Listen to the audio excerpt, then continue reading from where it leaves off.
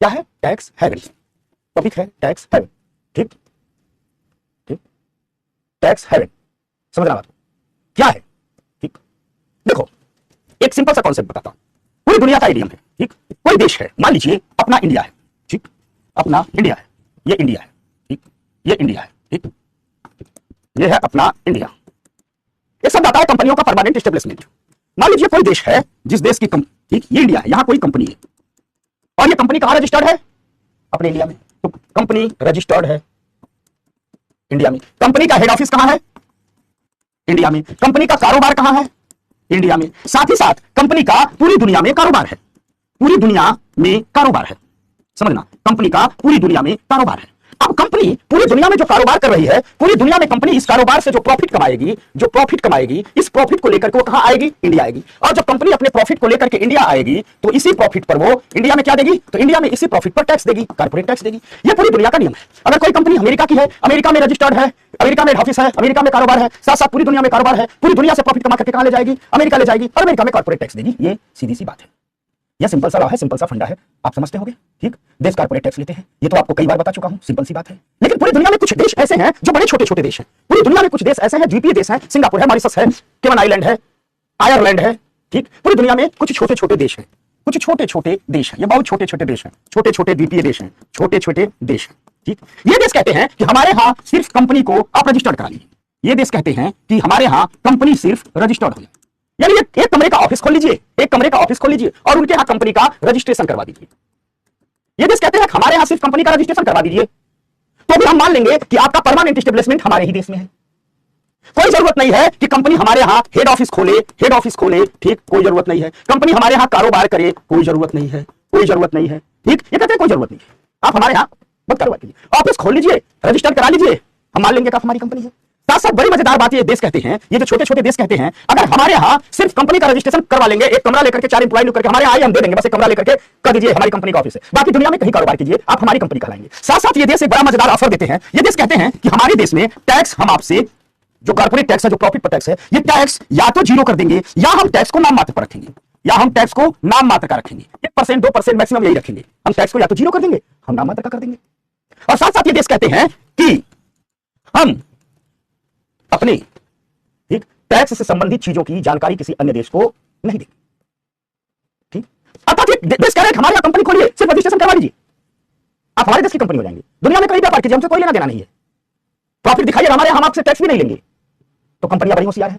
भारत की कंपनियां दुनिया भर में कारोबार करती है, रजिस्ट्रेशन कहां उनका? केमन आइलैंड में है। अमेरिका की कंपनी, आपको आश्चर्य होगा, हम पेपर पर पढ़ते हैं कि आईफोन एप्पल कंपनी अमेरिका की है, देखते थे कागज पर आयरलैंड की है। ठीक, समझना बात को। आप सुनते होंगे कि भारत में सर्वाधिक एफडीआई मॉरिशस से आता है। मॉरिशस इतने छोटा सा देशों का एफडीआई देगा। होता क्या है, दुनिया भर की कंपनियां इंडिया आने से पहले मॉरिशस जाती है, ऑफिस लेती है, कमरा खोलती है और कहती है भाई अगर हम मान लो ब्रिटेन की कोई कंपनी भारत में खूब व्यवसाय कर रही है और तो प्रॉफिट कमा के कहां ले जाएगी? ब्रिटेन ले जाएगी, ब्रिटेन की सरकार टैक्स लेगी। अमेरिका की कोई कंपनी भारत में व्यापार कर रही है, प्रॉफिट कमा के अमेरिका ले जाएगी तो अमेरिका सरकार टैक्स देगी। भारत की कोई कंपनी अमेरिका में काम कर रही है, प्रॉफिट अमेरिका से कमाएगी, भारत लाएगी, भारत को टैक्स देगी। लेकिन अगर वो कंपनी छोटे छोटे देशों में रजिस्टर्ड हो जाए और ये कह रहे हैं बस ऑफिस खोलना, बाकी जो काम है करते रहिए, तो अगर मान लीजिए भारत की कोई कंपनी सब काम भारत में कर रही है, रजिस्टर करवा ली है मॉरिशस में, तो अपना प्रॉफिट कहां दिखाएगी? मॉरिशस में। और जब प्रॉफिट मॉरिशस में दिखाएगी तो मॉरिशस वाला देश टैक्स लेता ही नहीं है, तो उस कंपनी का सारा टैक्स क्या बन जाएगा? बच जाएगा। यही 8% देना पड़ता है। तो ऐसे देशों को ही कहा जाता है tax haven. Tax haven, tax haven, haven नहीं हेवन, टैक्स हेवन। इन्हीं देशों को कहा जाता है टैक्स हेवन। आप कह सकते हैं कि इन देशों का क्या फायदा है? दरअसल इन देशों की जनसंख्या बहुत कम है। अब आयरलैंड है, ठीक, बहुत छोटी सी जनसंख्या है। अब इन देशों में जब कंपनियां गई तो कंपनियां मान लो एक ऑफिस खोलेंगी, बहुत बड़ी कंपनी उसने रजिस्टर करा लिया आयरलैंड में और वहां तो कमरे का ऑफिस खोल लिया है, तो आयरलैंड के लोगों के घर में कमरा लेके ऑफिस खोलेंगे ना, तो रेंट महंगा मिल जाता है। साथ साथ ये कंपनियां जाएंगी वहां जब रजिस्टर कराएंगे तो वहां दो सीए रखेंगी, ठीक, एक दो फाइनेंशियल काम करने वाले लोग रखेंगे, तो ये सीए फाइनेंशियल काम करने वाले लोग भी उन्हीं देश के लिए जाते हैं। तो इतने छोटे देश हैं कि उन सबको रोजगार मिल जाता है, साथ बड़ी सैलरी मिल जाती है। साथ साथ जब ढेर सारी कंपनियां इन्हीं देशों में रजिस्टर कराई हैं तो बैंक वाले भी अपना ब्रांच खोल दिए हैं कंपनियों का हिसाब किताब करने के लिए, तो वहां बैंकिंग व्यवसाय उभर गया है। और इन सबसे हुआ क्या है कि जब इन कंपनियों के लोग वहां विजिट करते रहते हैं, बैंक वाले लोग विजिट करते हैं, तो वहां होटल व्यवसाय खुल गया। और इन सबसे क्या हुआ कि छोटे छोटे देशों में पैसा आ गया। और जब इन छोटे छोटे देशों में पैसा आ गया, इन्होंने अपना टूरिज्म इंफ्रा विकसित कर लिया, इन्होंने खुद होटल बनवाने लगे, बीच बनवाने लगे, रिजॉर्ट बनवाने लगे और धीरे धीरे उसका प्रचार प्रसार कर दिया। अब जब कंपनियों का ऑफिस वहां, कंपनी का सीईओ जाता है, मैनेजर जाता है, छोड़ता है, थोड़ा 2 दिन मौज मस्ती भी कर ले, तो धीरे धीरे वो टूरिज्म इंफ्रा आ गया। और धीरे धीरे टूरिज्म इंफ्रा आ गया तो दुनिया की अन्य देशों की टूरिज्म कंपनी आकर्षित होने लगी, तो उन्होंने कहा हम यहाँ होटल बना देते हैं, बीच बना देते हैं, रेस्टोरेंट बना देते हैं, ये सब करा देते हैं, ठीक। तो इन देशों का भी फायदा हो गया और यही देश कहलाए टैक्स हेवन, ठीक, यही देश कहलाए टैक्स हेवन। अर्थात टैक्स हेवन वो देश है जो कहते हैं कि कंपनियों का सिर्फ मामूली हमारे यहाँ रजिस्ट्रेशन कराना जरूरी है, कोई जरूरी नहीं है कि कंपनी परमानेंट एस्टेब्लिशमेंट हमारे यहाँ करे, मतलब हेड ऑफिस हमारे यहाँ खोले, व्यवसाय हमारे यहाँ खोले। साथ साथ ये देश कहते हैं कि हम टैक्स बहुत कम लेंगे, बहुत मामूली लेंगे, इन देशों को टैक्स हेवन कहा जाता है। टैक्स हेवन का कॉन्सेप्ट समझ में आ गया ना? ठीक, तो इन देशों को कहा जाता है टैक्स हेवन। अब आ जाइए हम सीधे पढ़ाते हैं। तो टैक्स हेवन एकदम बेसिक से चलते हैं। ऐसे देश कहा जाता है, ऐसे देश जहां टैक्स रेट या तो शून्य है या नाम मात्र है। टैक्स हेवन की होने की पहली शर्त क्या होती है? ठीक, कि ऐसे देश, समझ में आ गई बात?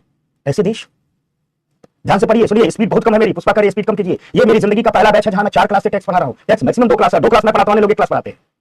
समझ में आ गई बात? क्लियर है ना? बल्कि अगर किसी को दिक्कत हो जाती है, वीडियो आपके पास पढ़ा रहा था, 2 बार देख लीजिए। 27-28 क्लास हो गई है, 27-28 क्लास में 50% सिलेबस होना चाहिए, 25% हुआ है। थोड़ा सा सपोर्ट कीजिए आप लोग, ठीक ना? थोड़ा सा सपोर्ट करो दोस्त, ठीक हो गया? तो टैक्स हेवन, ऐसे देश जहां टैक्स रेट या तो शून्य है या नाम मात्र है। ये देश अन्य देशों के साथ कर की जानकारी भी साझा नहीं करते। ये देश अन्य देशों के साथ कर की जानकारी भी साझा नहीं करते। साथ साथ यहां कंपनियों का परमानेंट एस्टेब्लिशमेंट होना जरूरी नहीं है। अर्थात ये जरूरी नहीं है कि कंपनियां यहां परमानेंट एस्टेब्लिशमेंट करें। इन्हीं देशों को टैक्स हेवन कहते हैं। इन्हीं देशों को टैक्स हेवन के देश कहते हैं। समझ में आ गई बात? अब यहां जो हेवन है, इन्हें हेवन क्यों कहा जाता है? देखो, यहां जो टैक्स हेवन शब्द है, इस हेवन का मतलब है सुरक्षित जगह, वो जगह जो टैक्स के लिए सुरक्षित है। यहां हेवन का मतलब वो नहीं है जो आप लोग जानते हैं, कहते हैं हेवन मतलब स्वर्ग। यहां हेवन नहीं, हेवन है। अर्थात टैक्स हेवन का मतलब वो जगह जो टैक्स के लिए सुरक्षित है, वो जगह नहीं जो टैक्स के लिए स्वर्ग है। तो यहां हेवन से मतलब है टैक्स के लिए सुरक्षित जगह। अब आप सोच रहे होंगे ये तो गलत है। जी नहीं, ये नैतिक रूप से भले गलत हो, ठीक, आर्थिक नैतिकता के मापदंडों पर ये भले गलत हो, लेकिन ये कानूनी रूप से सही है। दिखने में गलत रहता है, जब हम कॉर्पोरेट एथिक्स की बात करते हैं तो सच में ये गलत है। इससे देशों का बहुत नुकसान हो रहा है, मैं समझाऊंगा, लेकिन ये कानूनी रूप से ठीक सही है। कैसे? क्योंकि ये तो किसी देश का अधिकार है। देश छोटा भी है तो क्या हुआ, द्वीपीय देश है तो क्या हुआ, ये तो किसी देश का संप्रभु निर्णय है। ये किसी देश का संप्रभु निर्णय होता है कि हम टैक्स ले या ना ले। कानूनी रूप से उस देश की इच्छा है, कोई से मजबूर नहीं कर सकता है। तो कॉर्पोरेट नैतिकता में भले इसे गलत कहा जाएगा, लेकिन कानूनी रूप से ये सही है। और कानूनी रूप से सही है। दरअसल पूरा का पूरा मामला यह है कि किसी देश का संप्रभु निर्णय, उस देश का अपना निर्णय है कि वह टैक्स ठीक ले या न ले। इसलिए जो भी फर्म, जो भी व्यक्ति इन देशों के माध्यम से व्यापार करते हैं, उनका व्यापार करना कानूनी तौर पर सही माना जाता है, कानूनी तौर पर इसे गलत नहीं माना जाता है। अगर कुछ देशों की हम बात करें, इनमें मॉरिशस है, बर्मुडा है, आयरलैंड है, सिंगापुर है, केमन आइलैंड है, मोनाको है, लग्जमबर्ग है, ये वो देश हैं जो टैक्स हेवन का काम करते हैं। ठीक, टैक्स हेवन का काम करते हैं। ये है टैक्स हेवन का इंट्रोडक्शन। ठीक, अब ये टैक्स हेवन का काम करते हैं, ठीक है। अब हम समझाते हैं टैक्स बचता कैसे है। तो एक मैंने चित्र बनाया है, एक ग्राफ बनाया है, ठीक, पिछले साल बनाया था इसको, और बड़ी मजेदार है। मेरा दोस्त है बुधिया, ठीक, तो जब मैं चित्र बना रहा था तो मेरे पास ही बैठा रहता था, इसे मेरे पास आते रहता है। ठीक, मेरा बड़ा अच्छा दोस्त है। ठीक, अब बड़ा भोला है, साइकिल बनाता है, साइकिल की रिपेयरिंग की उसकी दुकान है। तो मुझसे कहता है कभी कभी, चलो ना तुमको भी साइकिल बनाना सिखा दे। क्या पढ़ते लिखते रहते हो, जीवन भर पढ़ते रहोगे, चलो हमारे साथ, तुमको भी साइकिल बनाना सिखाते। ठीक, समझ में आ गई बात? तो इसमें मैंने एग्जांपल दे दिया है। तो दरअसल जिस दिन मैंने अभी बुधिया का भी एग्जांपल आएगा समझाने के लिए, तो मैं इसको लिख रहा था तो बुधिया बहुत टेंशन में रहता है कि जब भी मेरे पास आता है मैं पढ़ते हुए मिलता हूं। तो बोलता है कि पढ़ाई लिखाई एक उम्र तक होती है, जिंदगी भर नहीं होती है, कब तक पढ़ेगा?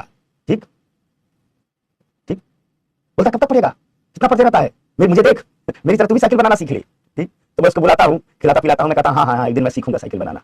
ठीक, समझ में आ गई बात? और फिर जब जाने लगता है तो कहता कुछ पैसा दो। ठीक, तो जब भी आता है मुझे पैसा लेकर के ही जाता है और ज्ञान भी देकर के जाता है। लेकिन उसकी मासूमियत इतनी है, मैं हॉस्टल में रहता था तो मेरे ही उम्र का था, तो बचपन से ही साइकिल है, उसकी मासूमियत इतनी है कि मुझे उसकी बातें सुनने में मजा आता है।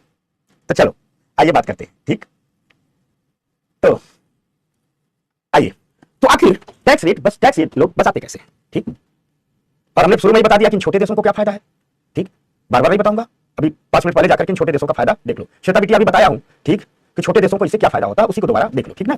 तो आइए कैसे बचता है टैक्स समझाता हूं। देखो, मान लीजिए ये इंडिया है, इसको समझना, नहीं कहीं ऐसा किसी किताब में ऐसा मिलेगा नहीं, एकदम समझ लेगा। मान लीजिए ये इंडिया है, कॉन्सेप्ट एकदम क्लियर होगा। ठीक, मान लीजिए ये इंडिया है, ठीक, और ये कोई व्यापारी है, मान लीजिए ये बुधिया है। ठीक, बुधिया ने एक कंपनी खोली है जिसका नाम है बुधिया इंडिया लिमिटेड। ठीक, समझ में आ गई बात? मान लीजिए बुधिया ने एक कंपनी खोली है जिसका नाम है बुधिया इंडिया लिमिटेड।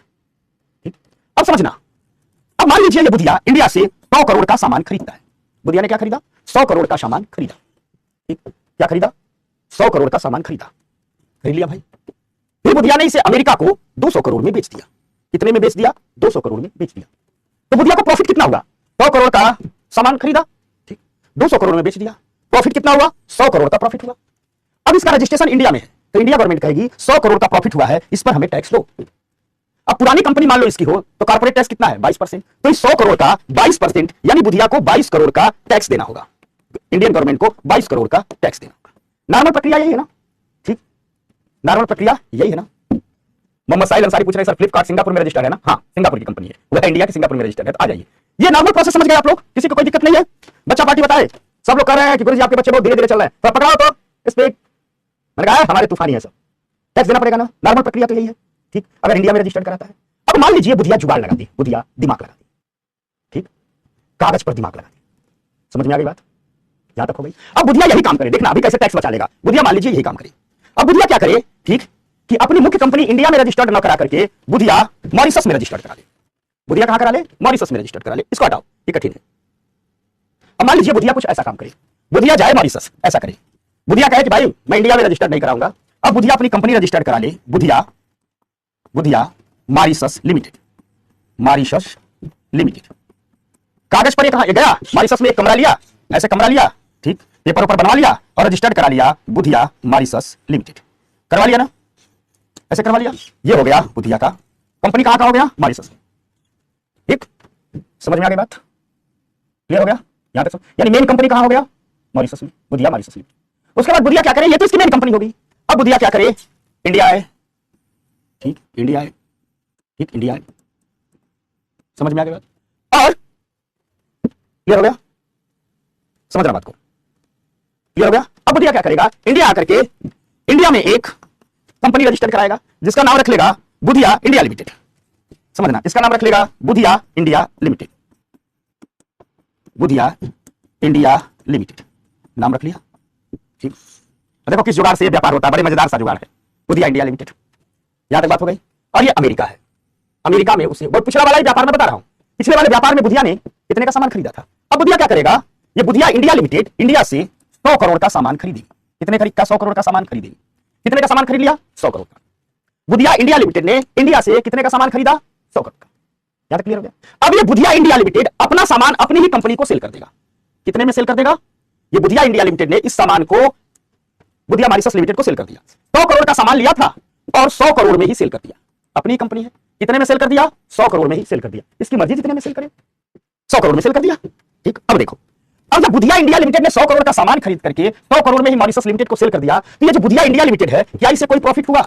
कागज पर कोई प्रॉफिट हुआ? नो, क्योंकि 100 करोड़ का सामान लेके अपनी 100 करोड़ में बेच दिया। तो प्रॉफिट क्या हुआ? जीरो। तो इंडिया में टैक्स क्या देगा? इसे इंडिया में टैक्स कितना देना पड़ेगा? इंडिया में टैक्स कितना देना पड़ेगा? जीरो। इंडिया में टैक्स देना पड़ेगा? नहीं देना पड़ेगा। बुधिया चालू निकला। अब यही बुधिया क्या करेगा? 100 करोड़ वाला सामान जो मॉरिशस में खरीदा था ना, वही वाला सामान जो पहले बेच रहा था, अब बुधिया मॉरिशस से ये 100 करोड़ का सामान अमेरिका की कंपनी को जहां बेचना था, अब इसे 200 करोड़ में बेच देगा। और ये सब कागज पर खरीदा है, 200 करोड़ में बेच देगा। अब ये बुधिया मॉरिशस लिमिटेड ने अमेरिकन कंपनी को कितने में बेच दिया? 200 करोड़ में बेच दिया। मॉरिशस में प्रॉफिट कितना कमाया बुधिया ने? प्रॉफिट कमाया 100 करोड़ कमाया ना। मॉरिशस वाली कंपनी अमेरिका को बेच रही है, तो मॉरिशस वाली कंपनी का प्रॉफिट दिखाएगा, तो प्रॉफिट कितना कमाया? 100 करोड़। अब मॉरिशस कहता है हम टैक्स नहीं लेते, हमारे यहां कॉर्पोरेट टैक्स जीरो है। तो 100 करोड़ पर बुधिया को मॉरिशस में कितना टैक्स देना पड़ेगा? नो टैक्स, नो टैक्स, बच गया टैक्स, ठीक। बुधिया होशियार निकला, बुधिया होशियार निकला। समझ में आ गई बात? देखो व्यापार तो इतना ही हो रहा है ना, पहले भी तो यही किया था, पहले भी तो इतना किया था। देखो पहले भी तो यही किया था, 100 करोड़ का सामान इंडिया से खरीदा था, अमेरिका को बेचा था 200 करोड़ में, 100 करोड़ का प्रॉफिट हुआ था, 22 करोड़ टैक्स देना पड़ा। बुधिया भी काम सब ही कर रहा है, सामान इंडिया से खरीद के अमेरिका जा रहा है, लेकिन कागज पर थोड़ा सा बुधिया ने घुमा दिया, कागज पर बुधिया ने घुमा दिया। सही तो किया, 100 करोड़ का सामान खरीदा, अमेरिका में 200 करोड़ बेचा, 100 करोड़ का प्रॉफिट कमाया, लेकिन उसने अपनी कंपनी का रजिस्ट्रेशन करा लिया है मॉरिशस में। बुधिया खेल गया, बुधिया खेल गया। समझ में आ गई बात? ठीक, टैक्स बचता है, समझ गए? ठीक। अब देखो ये जो बुधिया मॉरिशस लिमिटेड है, एक्चुअल में कुछ कर नहीं रही है, ये कागज पर उपस्थित है, कागज पर उपस्थित है। एक्चुअल में यही हो रहा है, यहां से यहां सामान जा रहा है, ये कागज पर उपस्थित है, ठीक। यानी जो बुधिया मॉरिशस लिमिटेड है क्या है? कागज पर उपस्थित है। तो जो कंपनी सिर्फ कागज पर उपस्थित होती है, इसी बुधिया मॉरिशस लिमिटेड को कहा जाएगा शेल कंपनी। इसी बुधिया मॉरिशस को कहा जाएगा, ये जो बुधिया मॉरिशस है, यही जो बुधिया मॉरिशस लिमिटेड है, ये जो बुधिया मॉरिशस लिमिटेड है, ये जो बुधिया मॉरिशस लिमिटेड है, इसी बुधिया मॉरिशस लिमिटेड को कहा जाएगा शेल कंपनी। क्या कहा जाएगा? शेल कंपनी, अर्थात खोखली कंपनी, अर्थात खोखली कंपनी, खोखली कंपनी। क्या कहा जाएगा? शेल कंपनी अर्थात खोखली कंपनी, ठीक। समझ में आ गई बात? बुधिया टैक्स बचा लिया और कानूनी रूप से चोर भी नहीं कहलाया, इसे क्या कहा जाएगा? शेल कंपनी, खोखली कंपनी। ये मान लीजिए दूसरा तरीका होता है, यानी जो टैक्स बचने का एक तरीका होता है वो किससे बचता है? सेल कंपनियों के माध्यम से। जो टैक्स हेवन में व्यापार होता है, टैक्स बचा लिया जाता है, एक होता है शेल कंपनियों के माध्यम से, ठीक। सेल कंपनियों के माध्यम से कैसे होता है? समझ गए? ये बुधिया मॉरिशस लिमिटेड क्या है? शेल कंपनी, खोखली कंपनी, खोखली कंपनियों से नाम होता है, ठीक ठीक। अब दूसरा तरीका है जिसे कहते हैं base erosion and profit shifting. कंपनियां अपना प्रॉफिट शिफ्ट कर लेती है। जैसे मान लीजिए हम दो उदाहरण दे रहे हैं, मान लीजिए ये कंपनी है आयर, ये कंपनी है एप्पल, ये कंपनी है एप्पल, ठीक। इस कंपनी ने अपना रजिस्ट्रेशन करवाया हुआ है आयरलैंड में। आयरलैंड में, आयरलैंड में ये कंपनी आईफोन बना के दुनिया भर को आईफोन पकड़ा दी है, यूएसओ को, चाइना को, ठीक, इंडिया को, पूरा दुनिया भर में आईफोन सब लोग हैं। इस कंपनी का हेड ऑफिस कहां है? अमेरिका में। काम धंधा सारा रिसर्च कहां होता है? अमेरिका में। मैन्युफैक्चरिंग कहां होती है? अमेरिका में भी होती है, चीन में भी होती है, इंडिया में भी होने जाए, यानी पूरी दुनिया में ये व्यापार कर रहा है ना आईफोन, पूरी दुनिया में ट्रेड कर रहा है। ठीक, इनमें किसी भी देश में व्यापार करेगा तो इस व्यापार से जो प्रॉफिट होगा वो प्रॉफिट कहां लेके जाएगा? आयरलैंड में। रजिस्टर्ड बात, प्रॉफिट वहां दिखाएगा। अब आयरलैंड में प्रॉफिट दिखाएगा तो आयरलैंड में टैक्स जीरो है, तो इसको नो टैक्स देना पड़ेगा, नो टैक्स देना पड़ेगा। समझ में आ गई बात? नो टैक्स देना पड़ेगा।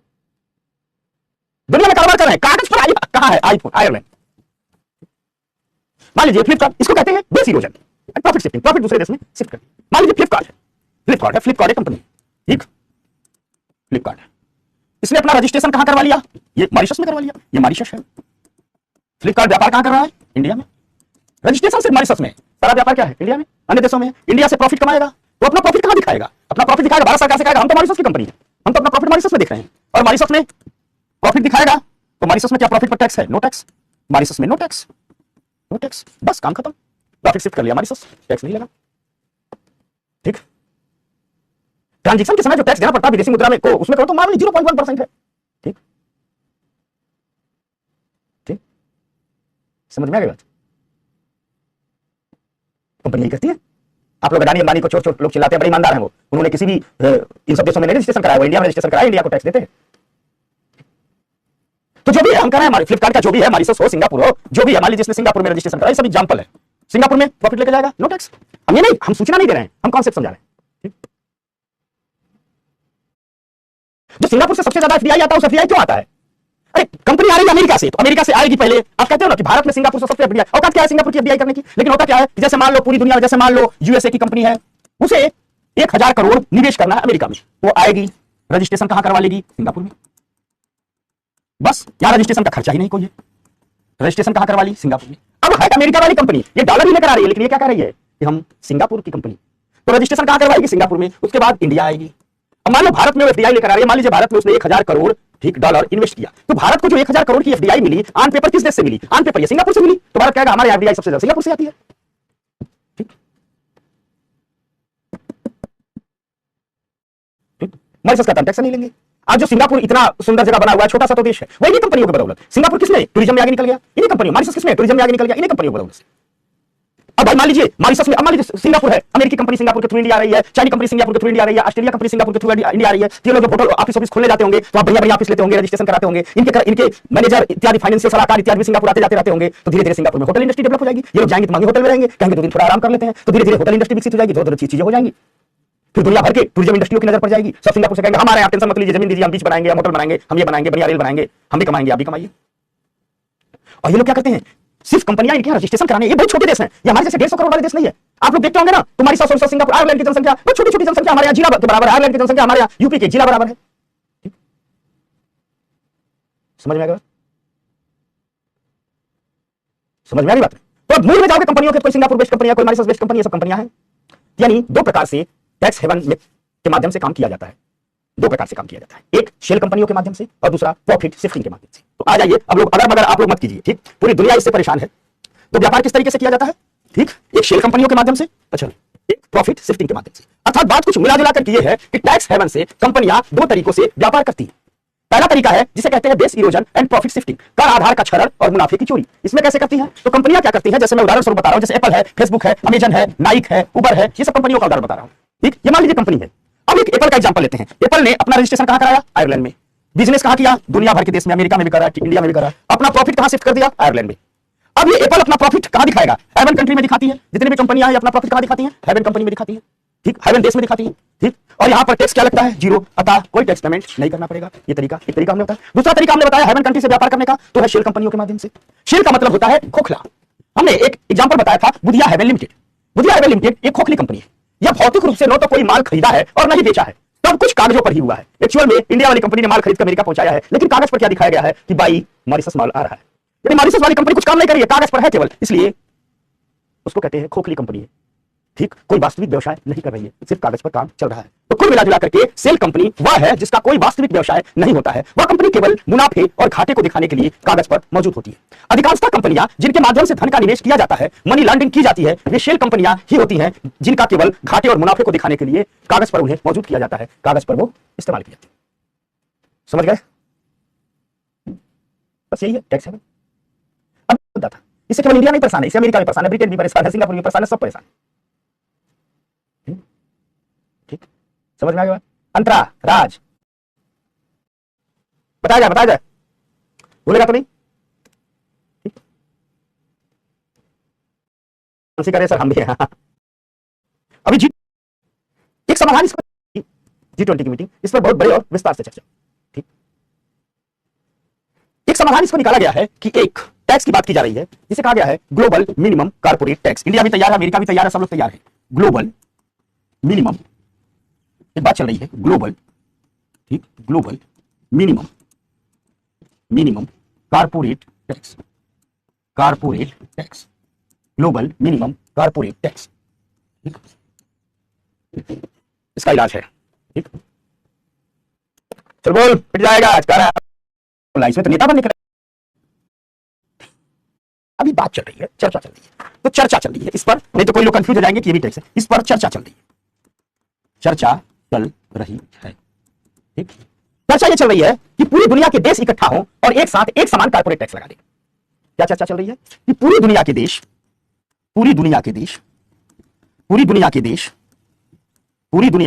एक साथ एक समान कॉर्पोरेट टैक्स लगा दें, एक समान कॉर्पोरेट टैक्स लगा दें, टैक्स लगा दें। G20 की मीटिंग हुई थी तो तकरीबन 75 देशों ने इस पर सहमति जताई है।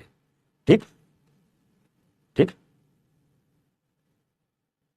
अभी G20 में बड़ी विस्तार से इस पर चर्चा हुई, और G20 में तो बहुत विस्तार से, G20 में विस्तार से, क्योंकि G20 में इस पर इंडिया में जब G20 समिट हुआ तो विस्तार से हुई, क्योंकि इंडिया भी परेशान है, अमेरिका भी परेशान है, जर्मनी परेशान है, जापान भी चल परेशान है। ठीक, समझ में आ गई बात? क्लियर हो गया? और ये बात तय हो गई, चर्चा इस पर चल रही है कि पूरी दुनिया में एक साथ 15% कॉर्पोरेट टैक्स कर दिया जाए। भारत कह रहा हमको कोई दिक्कत नहीं, हमारा तो ऑलरेडी कॉर्पोरेट टैक्स 15% कर दिया नई कंपनियों के लिए। तो कहा जा रहा है पूरी दुनिया में एक साथ कॉर्पोरेट टैक्स 15% कर दिया जाए, चाहे छोटा हो या बड़ा देश हो, सब लोग 15% कॉर्पोरेट टैक्स लेंगे। लेकिन ये सब देश नहीं तैयार हो रहे हैं, ये सब कर रहे हैं ना, फिर हमारे यहाँ कोई क्यों आएगा? मान लीजिए कोई कंपनी इंडिया में व्यवसाय कर रही है और इंडिया में भी उसे 15% टैक्स देना है, और पता चले सिंगापुर और मॉरिशस में भी देना हो, तो कोई कंपनी मॉरिशस क्यों आएगा? जुट्ठेगा, ऑफिस खोल करके खर्चा बढ़ाने की जरूरत क्या है? ठीक,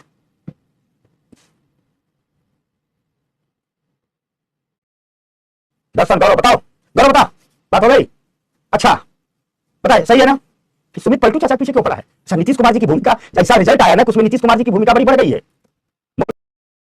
आदमी कैसी अपनी छवि बना लेता है, कोई भरोसा नहीं खो रहा है। मैं भी हूं क्लास, हाँ भैया तू है, तू तो रानी लक्ष्मीबाई एकदम। हो गया सर?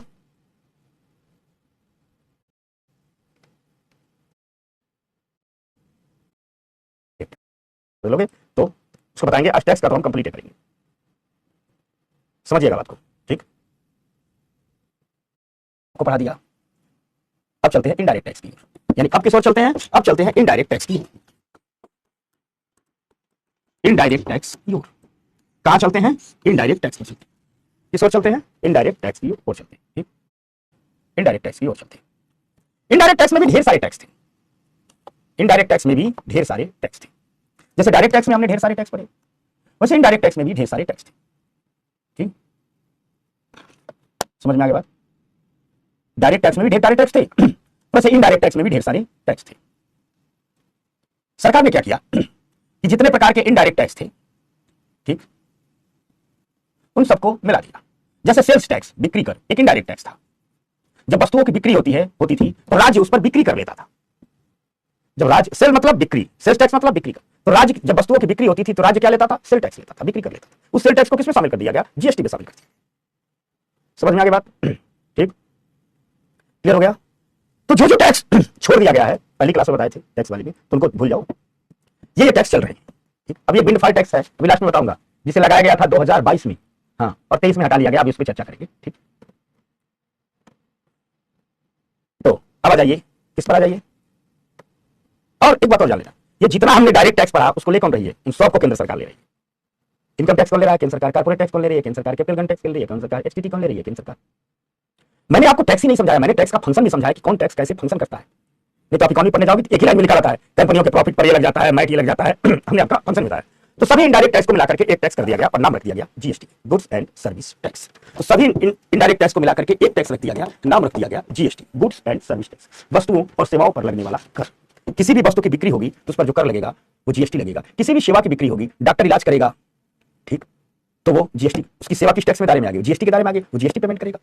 वकील फीस लेगा तो जीएसटी पेमेंट करेगा। ठीक, समझ में आगे बात नहीं तो क्या करेगा, जीएसटी पेमेंट करेगा।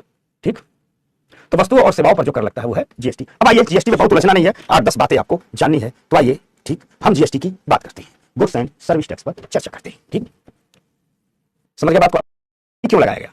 दरअसल जीएसटी लगाने के पहले एक बड़ी वजह थी। अब हमारे देश में क्या है ना कि अलग अलग प्रकार के कर थे। जैसे मान लीजिए था चुंगी कर। किसी भी राज्य में जब किसी वस्तु की एंट्री होती थी तो हर राज्य चुंगी लेता था। मान लीजिए दिल्ली से बनी कोई वस्तु यूपी में एंट्री हो रही है तो आप देखते हो कि पहले एंट्री गेट पर ही हाईवे पर चुंगी ऑफिस हुआ करता था और अधिकारी वहां ट्रकों की लाइन लगती थी, चुंगी वसूलते थे। अब मान लीजिए दिल्ली में कोई वस्तु बनी है, यूपी में जा रही है और यूपी सरकार कर रही है कि हम 10% चुंगी कर लेंगे, तो 100 रुपए की वस्तु है तो यूपी में कहां बिकेगी, कितने में बिकेगी, 110 रुपए की। लेकिन वही वस्तु दिल्ली से बनकर के बंगाल जा रही है तो जब यूपी की सीमा में घुसेगी तो 10% यूपी चुंगी ले लेगा, बिहार में घुसेगी 10% बिहार ले लेगा, 20 रुपया, झारखंड होते हुए जाएगी बॉर्डर पर तो 10 रुपया झारखंड ले लेगा, 30 रुपया होगा, बंगाल में जाएगी 10 रुपया बंगाल मिलेगा, यानी वही वस्तु बंगाल में जाके बिकेगी कहां, 140 रुपए में। मैं एक एग्जांपल बता रहा हूं। अब जो निवेशक होगा, जो कंपनियां होंगी, वो कहेंगी कि भारत में साझा घरेलू बाजार नहीं है। साझा घरेलू बाजार का मतलब होता है कि बाजार अपने कैरेक्टर में, अपने फंक्शन में एक जैसा हो। अगर कोई वस्तु उत्तर प्रदेश में 110 रुपए की बिक रही हो तो वस्तु पर अगर मान लीजिए केरल जा रही है तो बस ट्रांसपोर्टेशन का खर्चा है, टैक्स के खर्चे के कारण वस्तुओं की कीमत ना बढ़े। इसी प्रकार एक कर लगता था सेल्स टैक्स, हर राज्य में अलग अलग। अब मान लीजिए कोई वस्तु महाराष्ट्र से बन रही है, महाराष्ट्र में बिक रही है, हो सकता है महाराष्ट्र 10% सेल्स टैक्स लेता हो, तो 100 रुपए की वस्तु है तो 110 रुपया सेल टैक्स ले लिया। अब वही वस्तु मध्य प्रदेश में जाएगी और मान लीजिए मध्य प्रदेश 15% सेल टैक्स लेता हो, तो मध्य प्रदेश का अधिकार है, तो मध्य प्रदेश में जब प्रवेश करेगी वस्तु तो 10 रुपया चुंगी कर देना पड़ेगा, 15 रुपया बिक्री कर देना पड़ेगा। यानी वह वस्तु मध्य प्रदेश में 125 रुपए की हो जाएगी जो वस्तु महाराष्ट्र में 110 रुपए की थी। और अगर पता चले केरल जा रही है महाराष्ट्र बनके तो 4-5 जगह से गुजरेगी, सबका चुंगी कर, और केरल का सेल टैक्स अलग है। यानी पता चला कोई कंपनी कपड़ा बना रही है, कोई सामान बना रही है तो उसका केरल में अलग रेट है, बंगाल में अलग रेट है, तेलंगाना में अलग रेट है, आंध्र में अलग रेट है, उड़ीसा में अलग रेट है। ठीक, समझ में आ गई बात। अच्छा, एक रोहन पूछ रहा है कि सर टोल टैक्स किसके दायरे में आएगा, तो टोल टैक्स में डायरेक्ट टैक्स के दायरे में आता है बेटा, ना इनडायरेक्ट टैक्स में आता है। वो इसलिए हम टोल टैक्स देते हैं कि हम उस सड़क का इस्तेमाल करते हैं, वह किसी टैक्स में नहीं आता, नाम के आगे प्रचलित शब्द टैक्स लगा दिया गया है। इसलिए अब टोल खत्म कर रहे हैं हम, आपको इन्वेस्टमेंट मॉडल बताऊंगा कि टोल खत्म अब किए जा रहे हैं, सीधे जीपीएस से लिंक होगा, कर जाएगा। तो आप सड़क इस्तेमाल करते हैं, इसके बदले में उसको शुल्क देते हैं। टोल टैक्स कोई टैक्स वैक्स नहीं है, किसी वस्तु को इस्तेमाल करते हैं उसके बदले में आप शुल्क देते हैं, बस इतना ही है। वो टैक्स नाम के आगे लगा दिया गया है, उसको बोलते हैं टोल कलेक्शन, एक्चुअल उसको बोलते हैं टोल कलेक्शन। ठीक है, समझ में आ गई बात। ठीक ठीक, किसी कोई दिक्कत। यानी कुल मिला जुलाकर के देश में एक साझा घरेलू बाजार नहीं था। देश की जरूरत थी एक साझा घरेलू बाजार बनाया जाए, देश की जरूरत थी निवेश को आकर्षित किया जाए, देश की जरूरत थी कि भारत में दुनिया भर के जो टैक्स लग रहे हैं इससे करदाताओं को राहत दी जाए, क्योंकि दुनिया भर के टैक्स लगते थे, हर राज्य का अलग अलग टैक्स। एक सिंपल साधारण कर प्रणाली लाया जाए ताकि एक देश में कई बाजार ना हो, एक ही राष्ट्रीय बाजार हो। इन्हीं सबके लिए हमें जीएसटी की आवश्यकता थी। ठीक, इन्हीं सबके लिए हमें जीएसटी की आवश्यकता थी और जीएसटी इन्हीं सबके लिए लाया गया। यानी कुल मिला जुला करके हम कह सकते हैं कि जीएसटी साझा घरेलू बाजार बनाता है, जीएसटी एक साझा घरेलू बाजार बनाता है, जीएसटी निवेश को आकर्षित करता है। जीएसटी जब आता है तो जितने भी अप्रत्यक्ष करों की बहुलता है, यानी ढेर सारे अप्रत्यक्ष कर लगते थे, इन सबको समाप्त करता है, जिससे होता क्या है कि पूरा का पूरा टैक्स सिस्टम की जो बुझिलता है वो कम हो जाती है। जीएसटी पूरी की पूरी कर संरचना को आसान बना देता है, 20 को टैक्स देने से बढ़िया एक ही टैक्स दे दे। और जीएसटी अधिक कंपनियों को टैक्स नेट में शामिल करता है। टैक्स नेट का मतलब है कि अधिक से अधिक कंपनियां कर के दायरे में शामिल हो जाएं, कर के दायरे को ही ठीक क्या कहा जाता है, टैक्स नेट कहा जाता है। क्लियर हो गई बात। इसलिए कहा गया एक देश होगा, एक टैक्स होगा, एक राष्ट्र एक बाजार होगा। कोई दिक्कत, इसलिए जीएसटी लाया गया, यही जीएसटी का महत्व है। समझ में आ गई बात। तो आइए कुछ बातें हैं जो जानने वाली है। ठीक, अब जीएसटी 3 प्रकार का होता है। ठीक, एक होता है सीजीएसटी। जब आप कहीं जीएसटी का बिल देखते होगे तो आपको 3 प्रकार दिखता होगा। कोई सामान लेना तो ध्यान से देखना, ठीक, समझना, कोई सामान लेना तो ध्यान से देखना। जीएसटी 3 प्रकार का होता है। उसमें लिखा होगा, ऊपर लिखा होगा टोटल जीएसटी इतना। मान लीजिए आपने कहीं 1000 रुपया जीएसटी दिया तो ऊपर लिखा होता है टोटल जीएसटी 1000, नीचे लिखा होगा सीजीएसटी 300, एसजीएसटी 400, आईजीएसटी 300, 3 प्रकार का लिखा होता है। ठीक, समझ में आ गई बात। तो सीजीएसटी, तो जो जीएसटी इकट्ठा किया जाता है उसमें 3 लोगों का हिस्सा होता है, जिसमें सीजीएसटी केंद्र सरकार का होता है। अर्थात जीएसटी में जो सीजीएसटी का है, आप कभी बिल पर देखना, बिल कुछ यूं रहता है, जैसे मान लीजिए जो आपको जीएसटी बिल मिलता है, समझ लो जीएसटी बिल मिल गया, ये जो आपका जीएसटी बिल रहता है, ठीक, इस पर लिखा होगा, मान लीजिए आपने जीएसटी पेमेंट किया 100 रुपए का, तो जीएसटी 100 रुपए। फिर नीचे लिखा होगा सीजीएसटी, मान लीजिए मैं एग्जांपल बता रहा हूं, सीजीएसटी 30 रुपए, ठीक, एसजीएसटी 40 रुपए, ये एग्जांपल है। आईजीएसटी 30 रुपए, ऐसा लिखा होगा, 100 रुपए हो गए। इसका मतलब क्या होता है? इसका मतलब है जो टोटल 100 रुपए का कलेक्शन हुआ है, सीजीएसटी 30 रुपए, यानी ये किसके पास जाएगा? केंद्र सरकार के पास जाएगा। ठीक, एसजीएसटी 40 रुपए, यानी यह राज्य सरकार के पास जाएगा। ठीक, राज्य सरकार के पास जाएगा। आईजीएसटी 30 रुपए। अगर कोई व्यक्ति एक राज्य से दूसरे राज्य में सप्लाई हो रही है, मान लीजिए महाराष्ट्र ने कोई वस्तु बनाया, ठीक, और बेचा बिहार में, क्योंकि जीएसटी वहां वसूली जाती है जहां जीएसटी कोई वस्तु अंतिम रूप से बिकती है, न कि वहां वसूली जाती है जहां वो वस्तु बनती है। तो जीएसटी के बारे में कहा जाता है कि GST is a destination based tax. GST गंतव्य आधारित टैक्स है, ठीक ठीक। GST is a destination based tax. GST एक गंतव्य आधारित टैक्स है, अर्थात किसी भी वस्तु पर जीएसटी कहां वसूली जाती है, जहां आखिरी रूप से बिकती है। अब मान लीजिए कोई वस्तु एक ही राज्य में बनी और बिक गई, उत्तर प्रदेश में बनी और बिक गई, तो वहां जो जीएसटी होगा उसमें सिर्फ सीजीएसटी और एसजीएसटी का ही हिस्सा होगा, केंद्र सरकार की हिस्सेदारी होगी, राज्य की हिस्सेदारी होगी। लेकिन वही वस्तु एक राज्य में बनती है और दूसरे राज्य में बिकती है, तो वहां आईजीएसटी भी वसूला जाता है। यानी वहां जीएसटी 3 प्रकार की हो जाती है, सीजीएसटी, ठीक, एसजीएसटी और आईजीएसटी। वहां वस्तु 3 प्रकार की हो जाती है, सीडीएसटी, एसजीएसटी, आईजीएसटी। समझ में आ गई बात? समझ में आ गई बात, ठीक। तो ये है सीजीएसटी का मतलब। अब आईजीएसटी वहां लगती है जहां वस्तु एक जगह से बन करके जब बनती कहीं और है, बिकती कहीं और है, तो दो राज्यों की जो यात्रा है इनके बीच जब इंटर स्टेट आ जाता है, अंतरराष्ट्रीय पारगमन आता है, तो क्या लगता है? आईजीएसटी, ठीक। तो वही है, जीएसटी 3 प्रकार की होती है, ठीक। केंद्र सरकार क्या लगाती है? सीजीएसटी लगाती है। एसजीएसटी में किसका हिस्सा होता है? राज्य सरकार का। आईजीएसटी का जो मामला है, वो पैसा जो कलेक्शन में जाता है, उन पैसों को वसूलता केंद्र है, यानी पैसा पहले कहां जाएगा? केंद्र के बाद। उसके बाद उसे राज्यों के बीच केंद्र क्या कर देता है? वितरित कर देता है, बांट देता है, ठीक। और आईजीएसटी तब लगता है जब वस्तुओं और सेवाओं की अंतरराज्यीय आपूर्ति होती है। आईजीएसटी तब लगता है जब वस्तुओं और सेवाओं की अंतरराज्यीय आपूर्ति होती है, ठीक। समझ में आ गई बात, ठीक। अब देखो, तो 3 प्रकार की ये जीएसटी है। याद रखना, 101वां संविधान संशोधन जब 2016 में लाया गया था, तो इसी समय केंद्र सरकार ने एक अपने यहां कानून पास करके कहा था कि सीजीएसटी और आईजीएसटी लगाने का अधिकार हमें मिल रहा है। यानी केंद्र सरकार ने कानून पारित किया था सीजीएसटी और आईजीएसटी के बारे में, और सभी राज्यों ने एसजीएसटी से संबंधित कानून अपनी अपनी विधानसभाओं में पास किया था, ठीक। तो ये रही सीजीएसटी का मामला। अब अगर हम बात करें, ठीक, क्या टैक्स रेट है, क्या कैसे हैं, इस पर बात करने से पहले बात अगर जीएसटी की हो रही है तो बगैर जीएसटी काउंसिल के ये बात नहीं हो सकती है, ठीक। तो बगैर जीएसटी काउंसिल की बात नहीं हो सकती। तो क्या है जीएसटी काउंसिल? इसको समझने की जरूरत है। क्या है जीएसटी काउंसिल? थोड़ा इसको समझने की जरूरत है। यहां तक समझ में आ रही है बात? सारे लोग बताओ तो भाई पहले। अच्छा पूछ रही है, हर सामान पर जीएसटी देनी पड़ती है क्या? हाँ, जहां जहां पर लगता है उस पर देनी पड़ती है, जिस पर नहीं लगता उस पर नहीं देनी पड़ती। अब मान लो खुला दूध बिक रहा है, तो वहां से चाय मंगवाओ, यहां कोई दिक्कत नहीं, वहां से खुला दूध बिक रहा है, किसान से थोड़ा जीएसटी लगेगी, लेकिन वही कंपनियां पैकेट में जब दूध बेचती है तो जीएसटी लगने लगता है। यहां तक बात बहुत आसान है जीएसटी, इसको नॉर्मल सा बात है। जब आप लोग इतना कठिन टैक्स समझ लिए, मिनिमम अल्टरनेटिव टैक्स समझ लिए, पिगोबियन टैक्स समझ लिए, सिक्योरिटी ट्रांजैक्शन, ठीक है, तो बच्चा है तुम लोगों के सामने। अब तुम लोगों के सामने धीरे धीरे इकोनॉमी बच्चा बनती जा रही है, तुम लोगों के सामने, ठीक, धीरे धीरे इकोनॉमी बच्चा बनती जा रही है। अब तक इकोनॉमी ऊपर थी, तुम लोग नीचे थे, अब तुम लोग ऊपर हो, इकोनॉमी नीचे है। समझ में बात नहीं है? बस इकोनॉमी तुम लोगों ने बहुत जटिल जटिल कॉन्सेप्ट समझ लिया। जब तुम लोगों ने मनी मार्केट समझ लिया, कैपिटल मार्केट समझ लिया, तो क्या तो बच्चा है जी, इकोनॉमी तो बच्चा हो। अब तक इकोनॉमी तुम लोग ऊपर बैठे हुए थे, तुम लोग इकोनॉमी के सीने पर बैठ गए, ठीक ठीक। समझ में आ गई बात? तो देखो, आ जाओ। आशीष कह रहा है कि ऑनलाइन पेमेंट पर आईजीएसटी लगती है। देखो, कोई वस्तु अगर ऐसी आप खरीद रहे हो जहां खरीद रहे हो उस राज्य में नहीं बनी है, दूसरे राज्य से बन के आ रही है, तो आईजीएसटी लगेगी, ठीक।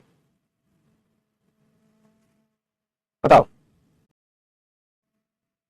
धर्मा बताओ भाई लोग, आई गई, ठीक। तो संविधान में संविधान के आर्टिकल 279 में संशोधन किया गया, और इसी आर्टिकल 279 में संशोधन करके लिखा गया और कहा गया कि संविधान का अनुच्छेद 279(1) यह कहता है कि संविधान के अनुच्छेद 279 के लागू होने के 60 दिनों के भीतर राष्ट्रपति द्वारा जीएसटी काउंसिल की स्थापना की जाएगी। संविधान के लागू होने के, ठीक। समझ में आ गई बात? प्रीति की मम्मी कुछ करे। अच्छा, अपनी मम्मी से मेरा प्रणाम बोलो, प्रीति राम राम बोलो। आ जाओ बेटा, ध्यान से पढ़ो, नहीं तुम्हारी मम्मी से तुम्हारी शिकायत करके मार भी खिलवाऊंगा। जिसकी जिसकी मम्मियां पढ़ रहे क्लास मेरी देखती हैं, अगर ये लोग घर में बदमाशी करे तो क्लास के टाइम आप मोबाइल लेकर और कमेंट कर दिया कीजिए, फिर मैं सबकी पिटाई करता हूं। जो नहीं पढ़ेगा उनकी मम्मी आप मुझसे बात करिए और मैं मम्मियों से शिकायत करूंगा, ठीक है? तो आजा, बताओ बेटा लोग। तो कहा गया कि संविधान का लिखा गया है कि संविधान के अनुच्छेद 279 जब लागू हो जाएगा, ठीक है, उसके 6 महीने के भीतर राष्ट्रपति जीएसटी काउंसिल की स्थापना करेगा, ठीक। यह बात कहां लिखी गई है? 279(1), ठीक। अब कहा गया है कि जीएसटी के बारे में जितने निर्णय होंगे, वह निर्णय कौन लेगा? वह निर्णय, ठीक, कौन लेगा? वह निर्णय लेगी जीएसटी काउंसिल। यानी जीएसटी काउंसिल बैठेगी, निर्णय लेगी। अब एक बात मैं बता दूं, कई जगह इस बात पर कॉन्फ्लिक्ट है, मैं आपको क्लियर कर दूंगा। जीएसटी काउंसिल एक सलाहकारी संस्था है। जीएसटी काउंसिल निर्णय लेगी और सरकार से सिफारिश करेगी, और सरकार उसे लागू करेगी, क्योंकि लागू करना किसका काम है? सरकार का काम, ठीक। अब एक बात जानना, एक बात बहुत गौर से जानना, जीएसटी काउंसिल में कहीं ये बात नहीं लिखी गई है कि जीएसटी काउंसिल का जो सलाह होगा वो बाध्यकारी है या सलाहकारी है, ये नहीं लिखा गया है। हाँ, लेकिन आमतौर पर यह माना जाता है कि कोई भी काउंसिल अदालत के अलावा सरकार को आदेश देने का अधिकार किसी भी संस्था के पास नहीं है। तो जो भी जीएसटी काउंसिल कहेगी वह बात सलाहकारी ही होगी। समझ में आ गई? अर्थात जीएसटी का जो संविधान संशोधन अधिनियम है वह स्पष्ट रूप से इस बारे में नहीं बताता है कि जीएसटी काउंसिल द्वारा दी गई सिफारिशें संघ और राज्यों के लिए बाध्यकारी हैं या नहीं, ये नहीं लिखा गया है। लेकिन आमतौर पर यह मान लिया जाता है कि जीएसटी काउंसिल की सरकार को जो भी सुझाव दिए जाते हैं, ठीक, समझ में आ गई बात? काउंसिल ने जो भी सलाह दिया है सरकार ने मान लिया है। जीएसटी काउंसिल ने जो सलाह दिया है, ठीक, सरकार ने मान लिया है। ठीक, क्लियर हो गया? तो आ जाइए। अच्छा, ये 60 दिन है, यानी मेरा दिमाग फिसल गया। 60 दिन मतलब 2 महीना, 6 महीना नहीं। अच्छा, ये 60 दिन है, 60 दिन मतलब 2 महीना, वो मेरी अपनी जुबान फिसल गई। ठीक, तो 2 महीने के भीतर, तो यहां तक बात हो गई। अब देखो जीएसटी काउंसिल बनती कैसे है, तो देखो जीएसटी काउंसिल के कौन कौन सदस्य हैं, देख लो। जो केंद्र सरकार के वित्त मंत्री होते हैं वह अध्यक्ष होता है। अब तक निर्मला ताई थी, अब पता नहीं इस बार बनेंगी कि नहीं बनेंगी। ठीक, तो जो केंद्रीय वित्त मंत्री होता है वो अध्यक्ष होता है इस जीएसटी काउंसिल का। समझना बात को। यानी अगर हम जीएसटी काउंसिल की संरचना देखें, ठीक, यहां कंफ्यूज हो जाओगे आप लोग। अगर हम जीएसटी काउंसिल की संरचना देखें, क्या देखें? संरचना देखें। अगर हम जीएसटी काउंसिल की संरचना देखें तो हम कह सकते हैं कि इसका अध्यक्ष कौन होता है? ठीक, ठीक, फाइनेंस मिनिस्टर। चाय पी लेने दो। जो केंद्र सरकार का वित्त मंत्री होता है वो जीएसटी काउंसिल का अध्यक्ष होता है। ठीक, और केंद्रीय सरकार में जो राजस्व मामले का प्रभारी हो, केंद्रीय राज्य मंत्री होता है। जो राजस्व मामले का प्रभारी केंद्रीय राज्य मंत्री होता है, जो राजस्व मामले का प्रभारी केंद्रीय राज्य मंत्री होता है, वही केंद्रीय राज्य मंत्री क्या होता है? ठीक, जीएसटी काउंसिल का दूसरे नंबर का सदस्य होता है। यानी अध्यक्ष कौन हो गए? केंद्र सरकार के वित्त मंत्री। देखो हमारी निर्मला ताई है, तो जो भी वित्त मंत्री होगा वही जीएसटी काउंसिल का अध्यक्ष होगा। इसके बाद जो केंद्र सरकार का राजस्व मामलों का रेवेन्यू मिनिस्टर होता है, और रेवेन्यू में जो राज्य मंत्री का जो दर्जा प्राप्त मंत्री होता है वह सदस्य होता है। उसके बाद भारत के जितने राज्य हैं सभी राज्यों के फाइनेंस मिनिस्टर इस जीएसटी काउंसिल के क्या होते हैं? सदस्य होते हैं। सभी राज्यों के, ठीक, फाइनेंस मिनिस्टर क्या होते हैं? जीएसटी काउंसिल के सदस्य होते हैं। साथ ही साथ दिल्ली, पुदुचेरी और जम्मू कश्मीर की वित्त मंत्री, ये केंद्र शासित प्रदेश है जहां की विधानसभाएं हैं, तो इन तीनों के जो वित्त मंत्री होते हैं ये सभी लोग जीएसटी काउंसिल के मेंबर होते हैं। एक पूछ रहा सीजीएसटी किस सामान पर लगता है? सब सामान पर लगता है। सीजीएसटी और एसजीएसटी तो हर सामान पर लगता है भाई। आईजीएसटी सिर्फ उसी वस्तु पर लगता है जो बनी किसी दूसरे राज्य में है और बिक किसी दूसरे राज्य में है रही है, तभी आईजीएसटी लगता है। ठीक ना?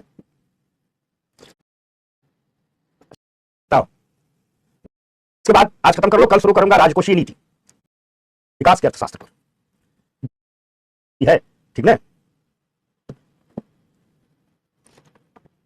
और थोड़ा क्लास का दायरा बढ़ाएंगे। ठीक, टारगेट सेट करेंगे कितना पढ़ना, थोड़ा दायरा बढ़ाएंगे।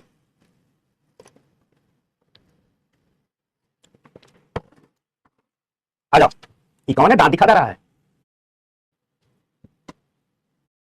ना, सुन कर। डेवलपिंग कॉरिडोर जो आया, मैं क्लास की टाइम बढ़ा रहा हूं। मेरी क्लास की टाइम क्या है? बढ़ाने का क्या है? पढ़ते रहोगे, पढ़ाते रहोगे।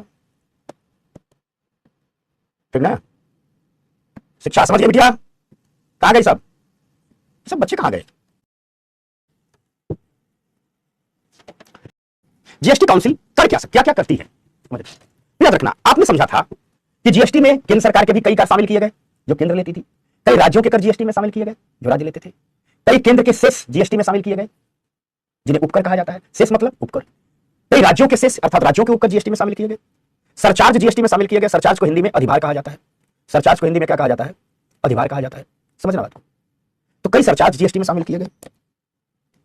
इसका निर्णय जीएसटी काउंसिल लेती है। अर्थात जीएसटी काउंसिल का जो पहला निर्णय है वो ये है कि केंद्र का कौन सा टैक्स जीएसटी में शामिल होगा, राज्य का कौन सा टैक्स जीएसटी में शामिल होगा, केंद्र और राज्य के कौन से सेस जीएसटी में शामिल होंगे, कौन से सरचार्ज जीएसटी में शामिल होंगे, ये सब निर्णय लेने का अधिकार किसका है? ठीक, जीएसटी काउंसिल का। यानी केंद्र, राज्य, इन सबके द्वारा जो टैक्स, सेस, सरचार्ज जो भी जीएसटी में शामिल हो सकते हैं उन सबको जीएसटी में निर्णय किसका होता है? ठीक, जीएसटी काउंसिल का। साथ साथ कई वस्तुओं पर सरकार जीएसटी लेती है और कई वस्तुओं पर न लेती है। ठीक, तो याद रखना वे वस्तुएं और वे सेवाएं जिन्हें जीएसटी में शामिल करना है या जीएसटी में छूट देना है, वे वस्तुएं या सेवाएं जिन्हें जीएसटी में शामिल करना है या जीएसटी में छूट देना है। समझ में आ गई बात? कौन वस्तुएं शामिल की जाएगी और कौन वस्तुएं छूट दी जाएगी, किन वस्तु को शामिल किया जाएगा और किन वस्तु को छूट दिया जाएगा, ठीक, इसका भी निर्णय करना जीएसटी काउंसिल का ही काम है। किन वस्तु को जीएसटी में शामिल किया जाएगा और किन वस्तु को जीएसटी में छूट दिया जाएगा, इसे शामिल करना किसका काम है? जीएसटी काउंसिल का काम है। साथ साथ मॉडल जीएसटी कानून, याद रखना कानून बनाने का अधिकार सिर्फ संसद को है, लेकिन जीएसटी क्या करती है? एक कानून बनाती है और देती है सरकार को।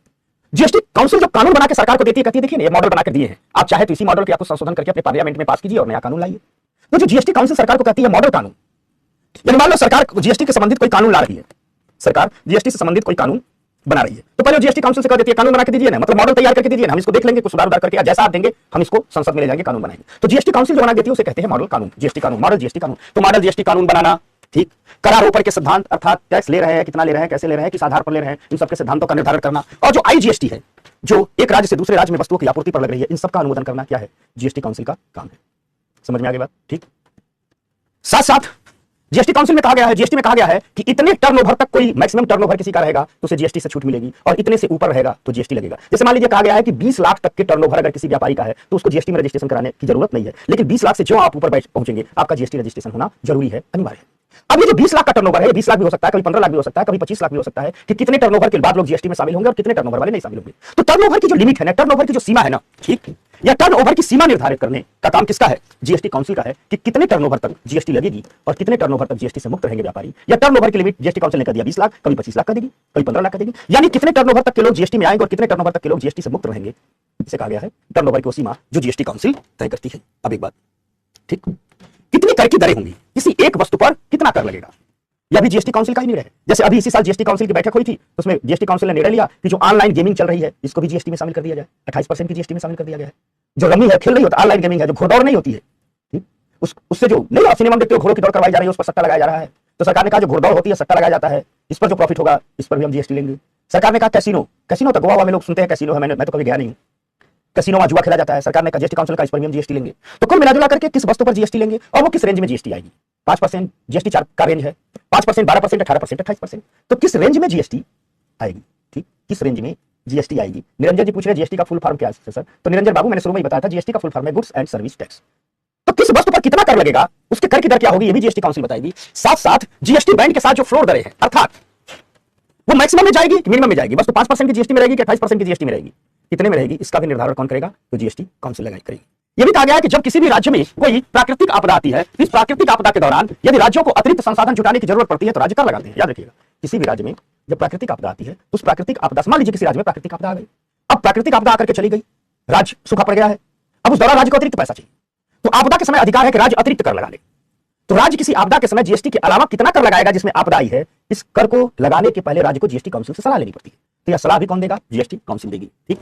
जीएसटी काउंसिल को कहा गया कि जीएसटी के संबंध में वह अरुणाचल प्रदेश, जम्मू कश्मीर, मणिपुर, मेघालय, मिजोरम, नागालैंड, सिक्किम, त्रिपुरा, हिमाचल के संबंध में विशेष प्रावधान करेगी। इनके लिए जीएसटी में स्पेशल प्रोविजन लाएगी। और साथ साथ याद रखिएगा, अभी भी जीएसटी में पेट्रोलियम से संबंधित उत्पाद शामिल नहीं है, नहीं। जीएसटी के संविधान में लिख दिया गया है कि किस दिन से पेट्रोलियम से संबंधित उत्पाद जीएसटी में शामिल किए जाएंगे, किस तारीख से शामिल किए जाएंगे, यह अंतिम निर्णय जीएसटी काउंसिल का ही होगा। अर्थात जीएसटी काउंसिल ही उस तारीख की सिफारिश करेगी जिस तारीख से कच्चा तेल, high speed diesel, motor spirit, प्राकृतिक गैस, विमानन टरबाइन ईंधन, इन सब पर जीएसटी लगाया जाएगा, इन सब पर जीएसटी लगाया जाएगा, इन सब पर जीएसटी लगाया जाएगा। तो जीएसटी काउंसिल ही उस तारीख की सिफारिश करेगी। जीएसटी काउंसिल उस तारीख की, ठीक, सिफारिश करेगी कि जब कब, ठीक, कच्चे तेल पर, हाई स्पीड डीजल पर, मोटर स्प्रिट पर, प्राकृतिक गैस पर, विमानन टरबाइन पर जीएसटी लगेगा। बस यही है, ये सब जीएसटी काउंसिल का काम है। अब जीएसटी में होता है, ठीक, कंपनसेशन टू स्टेट, ठीक, राज्यों को मुआवजा। इस मुद्दे पर थोड़ी चर्चा करते हैं। याद रखना, अगर जीएसटी कहा गया कि जीएसटी हम लागू किए, जब जीएसटी लागू हुआ तब यह बात कही गई कि हम जीएसटी लागू कर रहे हैं, ठीक, हम जीएसटी लागू कर रहे हैं। अच्छा, ये पूछ रहा है जीएसटी काउंसिल की स्थापना कौन करता है, मालूम क्या मन करता, कभी तो मालूम है तुम लोग। शुरू में जब जीएसटी काउंसिल बनाना शुरू किया तो मैंने क्या कहा कि संविधान के अनुच्छेद 279(1) कहता है कि जीएसटी कानून लागू होने के 60 दिनों के भीतर राष्ट्रपति जीएसटी काउंसिल की स्थापना करेगा। कहां दिमाग रहता है यार, दिमाग कहां छोड़ के आई हो, को बताते बताते मैंने 7 दिन, मैंने 6 महीने बोल दिया था, जो 2 महीने होना चाहिए, मैंने सुधारा भी है। कार्तिक सही कहता है, अंकित सही है ना, ठीक, जो भयंकर गर्मी लगी थी उसी से चेहरा सूझ गया है। अरे इधर तो कहा गया कि जो राज्यों को मुआवजा देने का मामला होगा, उसमें यह था कि संसद कानून द्वारा यह तय करेगी कि यदि राज्यों हम जीएसटी ला रहे हैं और राज्यों के राजस्व का नुकसान हुआ है, तो संसद कानून द्वारा यह तय करेगी कि किस राज्य का कितना नुकसान होगा और उस राज्य को कितना मुआवजा दिया जाना चाहिए। ये बनाएगी तो संसद कानून। लेकिन ये भी कहा गया है कि राज्यों को कितना मुआवजा दिया जाना चाहिए, इस पर जब संसद कानून बनाएगी तो उसके पहले उसे जीएसटी काउंसिल से सिफारिश लेना होगा। यानी सरकार जीएसटी काउंसिल से पूछेगी कि भैया इस राज्य को इतने का नुकसान हुआ है, इसको अगर हम मुआवजा देना चाहते हैं तो आप बताइए हम इसे कितना मुआवजा दें। समझ में आ गई बात? तो अर्थात कुल मिला जुला करके यदि जीएसटी सिस्टम को लागू होने पर किसी राज्य का नुकसान होता है, ठीक समझना, अगर जीएसटी सिस्टम के लागू होने पर किसी राज्य का नुकसान होता है तो उस राज्य को कितना मुआवजा दिया जाना है, ठीक, उस राज्य को कितना मुआवजा दिया जाना है। यह निर्णय तो सरकार का होगा, लेकिन सरकार निर्णय लेने से पहले जीएसटी काउंसिल से सिफारिश मांगेगी, ठीक, जीएसटी काउंसिल से सिफारिश मांगेगी, ठीक, क्लियर हो गई बात? तो और यह मुआवजा अधिकतम कितने साल का होगा? 5 साल का होगा। अब जीएसटी की हम टैक्स स्लैब की बात करें।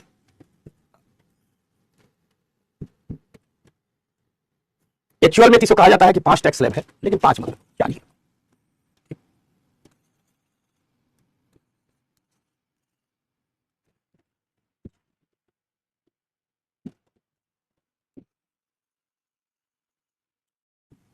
जीएसटी के मामले में कहा जाता है 4 टैक्स स्लैब है।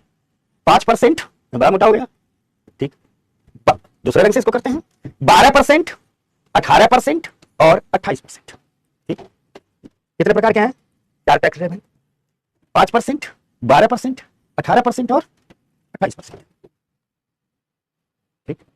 अच्छा सर, टाइपिंग मिस्टेक बहुत हो रही है।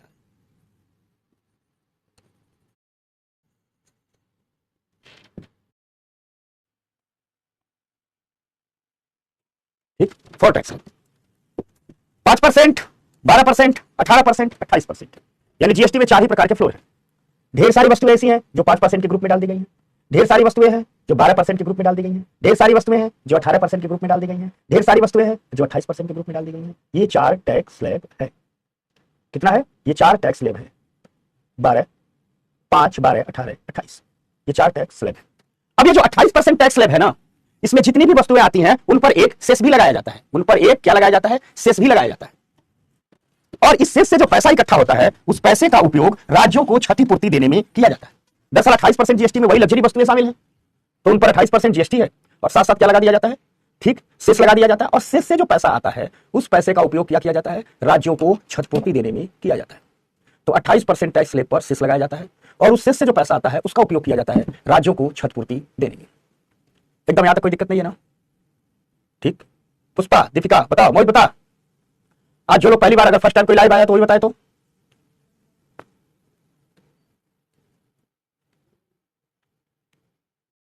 चलो ठीक है भाई, अब एक बात बताते हैं, ठीक, जीएसटी में कौन कौन कार्य, मोटे तौर पर कौन कौन टैक्स को जीएसटी में शामिल किया गया, इसे याद नहीं रखना है, एग्जाम में नहीं पूछा जाएगा, बस जान लीजिए, क्योंकि आप लोग बार बार मुझसे पूछते रहते हैं कौन सा कर शामिल है कौन सा नहीं शामिल है। तो जीएसटी में कौन कौन से कर शामिल है जान लीजिए, ठीक। केंद्र और राज्यों के जो इनडायरेक्ट टैक्स हैं, कौन कौन से कर उसमें शामिल है, जितने भी अप्रत्यक्ष कर हैं सबको जीएसटी में क्या कर दिया गया? शामिल कर दिया गया। केंद्र सरकार का जो अप्रत्यक्ष कर है, राज्य सरकार के जो अप्रत्यक्ष कर है, सबको जीएसटी में शामिल कर दिया गया। जो केंद्रीय उत्पाद शुल्क होता है, सेंट्रल एक्साइज ड्यूटी, सिर्फ नाम जान लीजिए, इनको याद नहीं करना है, उसको जीएसटी में शामिल कर दिया गया। क्योंकि शामिल होने का मतलब अब ये सारे समाप्त, इन सबकी जगह क्या आ गई है? जीएसटी आ गई है। तो मैं इसलिए बता रहा हूं कि पता चला इकोनॉमी में पीआईक्यू का बहुत रोल नहीं है। आप कहोगे इनमें से कहीं मिल जाएगा, सर ने बताया नहीं है, ठीक, समझना, ठीक है।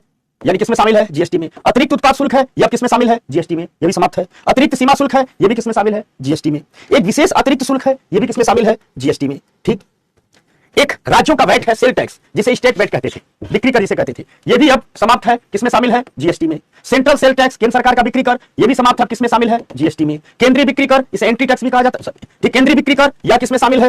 यह भी शामिल है जीएसटी में। जो एंट्री टैक्स होता था, राज्य में कोई सामान लेकर के जाओगे, यह भी समाप्त, यह भी किसमें शामिल है? जीएसटी में। एक मनोरंजन कर लगा करता था सिनेमा उनेमा पर, यह भी समाप्त है, यह भी किसमें शामिल है? जीएसटी में। एक लग्जरी टैक्स लगता है, जो हाई लेवल कॉस्मेटिक्स लग्जरी वस्तुएं का जब इस्तेमाल करते थे, विलासिता की वस्तुएं, यह भी समाप्त है, यह भी किसमें शामिल हो गया है? यह भी जीएसटी में। ये वो कर है, कहीं आपको कई सवाल मिल जाए कि बैठ क्या है, परेशान मत होना है, खत्म हो चुके हैं, मर चुके हैं ये सब कर, ठीक ना। तो सर्विस टैक्स था तो सर्विस टैक्स ही बैट में आ गया था, तो सर्विस टैक्स भी समाप्त हो चुका है। पहले सर्विस टैक्स बैट में आया था और बैट आ गया जीएसटी में, तो चलो ये भी समाप्त हो गया है। अब एक बात जान लेना, कौन कौन से कर, कौन कौन से टैक्स जीएसटी में शामिल नहीं है, महत्वपूर्ण ये, इसको आपको याद रखना है। तो कौन कौन से कर जीएसटी में शामिल नहीं है, इसको आपको याद रखना है। याद रखिए, एल्कोहल पर कर जीएसटी में शामिल नहीं है, एल्कोहल जीएसटी में शामिल है, इन सबको याद रखना है, तो सब समाप्त हो गए। इकोनॉमी में जो चीजें समाप्त हो जाती कोई मतलब नहीं, ठीक, ठीक, समझना। तो एल्कोहल पर जो टैक्स है वो जीएसटी में शामिल नहीं है। पेट्रोलियम पर जो टैक्स, पेट्रोलियम प्रोडक्ट पर जो टैक्स है वो जीएसटी में शामिल नहीं है। ठीक, रियल एस्टेट पर जो टैक्स है, आप घर खरीदते हो बेचते हो, जो टैक्स लगता है वो भी जीएसटी में शामिल नहीं है। बिजली पर जो टैक्स लगता है, विद्युत पर, यह भी जीएसटी में शामिल नहीं। समझना बात को। हाँ, अब सारा आप क्वेश्चन जीएसटी से पूछा जाएगा, इन सबसे नहीं। ये बात से बहुत क्वेश्चन पूछे जाते हैं कि कौन कौन से कर जीएसटी में शामिल नहीं है। एकदम याद रखिएगा, इसको मत भूलना, इन सबको इसको मत भूलना। एल्कोहल जीएसटी में शामिल नहीं है। पेट्रोलियम उत्पाद यानी petrol, diesel, high speed diesel, kerosene oil, दिमाग उड़ाने वाला जो टरबाइन ऑयल है, कोई जीएसटी में शामिल नहीं है। रियल एस्टेट अर्थात आप होटल का कारोबार, होटल खरीद, बिल्डिंग बनाते हो बेचते हो, ये जीएसटी में शामिल नहीं है। बिल्डिंग खरीदते हो बेचते हो, ये जीएसटी में शामिल नहीं है। होटल खरीदते हो बेचते हो, जीएसटी में शामिल है। मॉल खरीदते हो बेचते हो, ठीक, ये जीएसटी में शामिल नहीं है। इलेक्ट्रिसिटी, विद्युत कंपनी आप प्रॉफिट कमा रही है, आप बिजली बिल दे रहे हो, तो उसमें जीएसटी शामिल नहीं है। याद रखना, एल्कोहल, पेट्रोलियम, रियल एस्टेट और इलेक्ट्रिसिटी, ये चार चीजें हैं जिन पर जीएसटी शामिल नहीं। ठीक, समझ में आ गई बात? ठीक, और जब जीएसटी लाई गई तो राज्य ने कह दिया था सब पर लगाइएगा, एल्कोहल पर तो कभी नहीं। तो इन पर ढेर सा टैक्स लगता है। एल्कोहल पर दुनिया भर का टैक्स लगता है, सरकार लगाती है, राज्य सरकारें खूब लगाती है। पेट्रोलियम पर एक्साइज ड्यूटी सरकार लगाती है। रियल एस्टेट पर कैपिटल गेन टैक्स लगता है, ठीक, स्टाम्प उस पर लगता है, वो शुल्क लगता है। इलेक्ट्रिसिटी पर, ठीक, शुल्क लगता है। समझ में आ गई बात? किसी कोई दिक्कत बताया जाए? आ गया समझ में?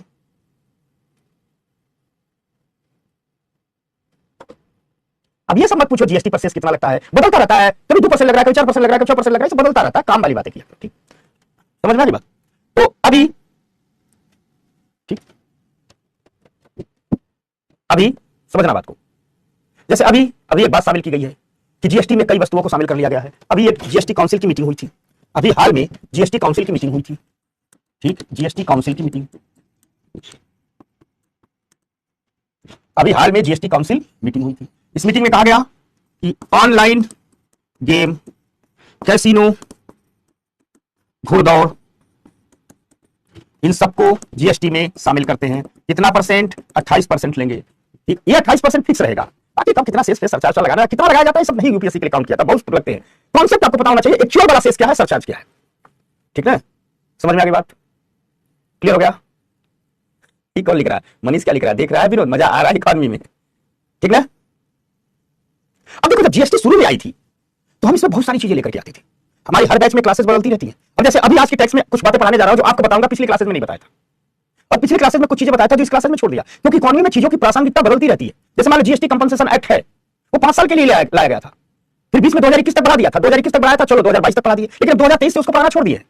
तो मेरा ही जब पिछला नोट देखोगे ना तो उसमें जीएसटी कंपनसेशन एक्ट है, लेकिन अभी कई चीजें पढ़ाऊंगा जीएसटी के अलावा, वो चीजें नहीं है। तो कभी ये मत सोचना जैसे मान लो जीएसटी है, जीएसटी में मेरे ही पिछले संकल्प बैच में देखोगे इसके अलावा कई चीजें हैं, लेकिन इस बैच में वो नहीं है। लेकिन कई चीजें इस बैच में ऐसी बताऊंगा जो उस बैच में नहीं बताया था। समझ में आ गई बात?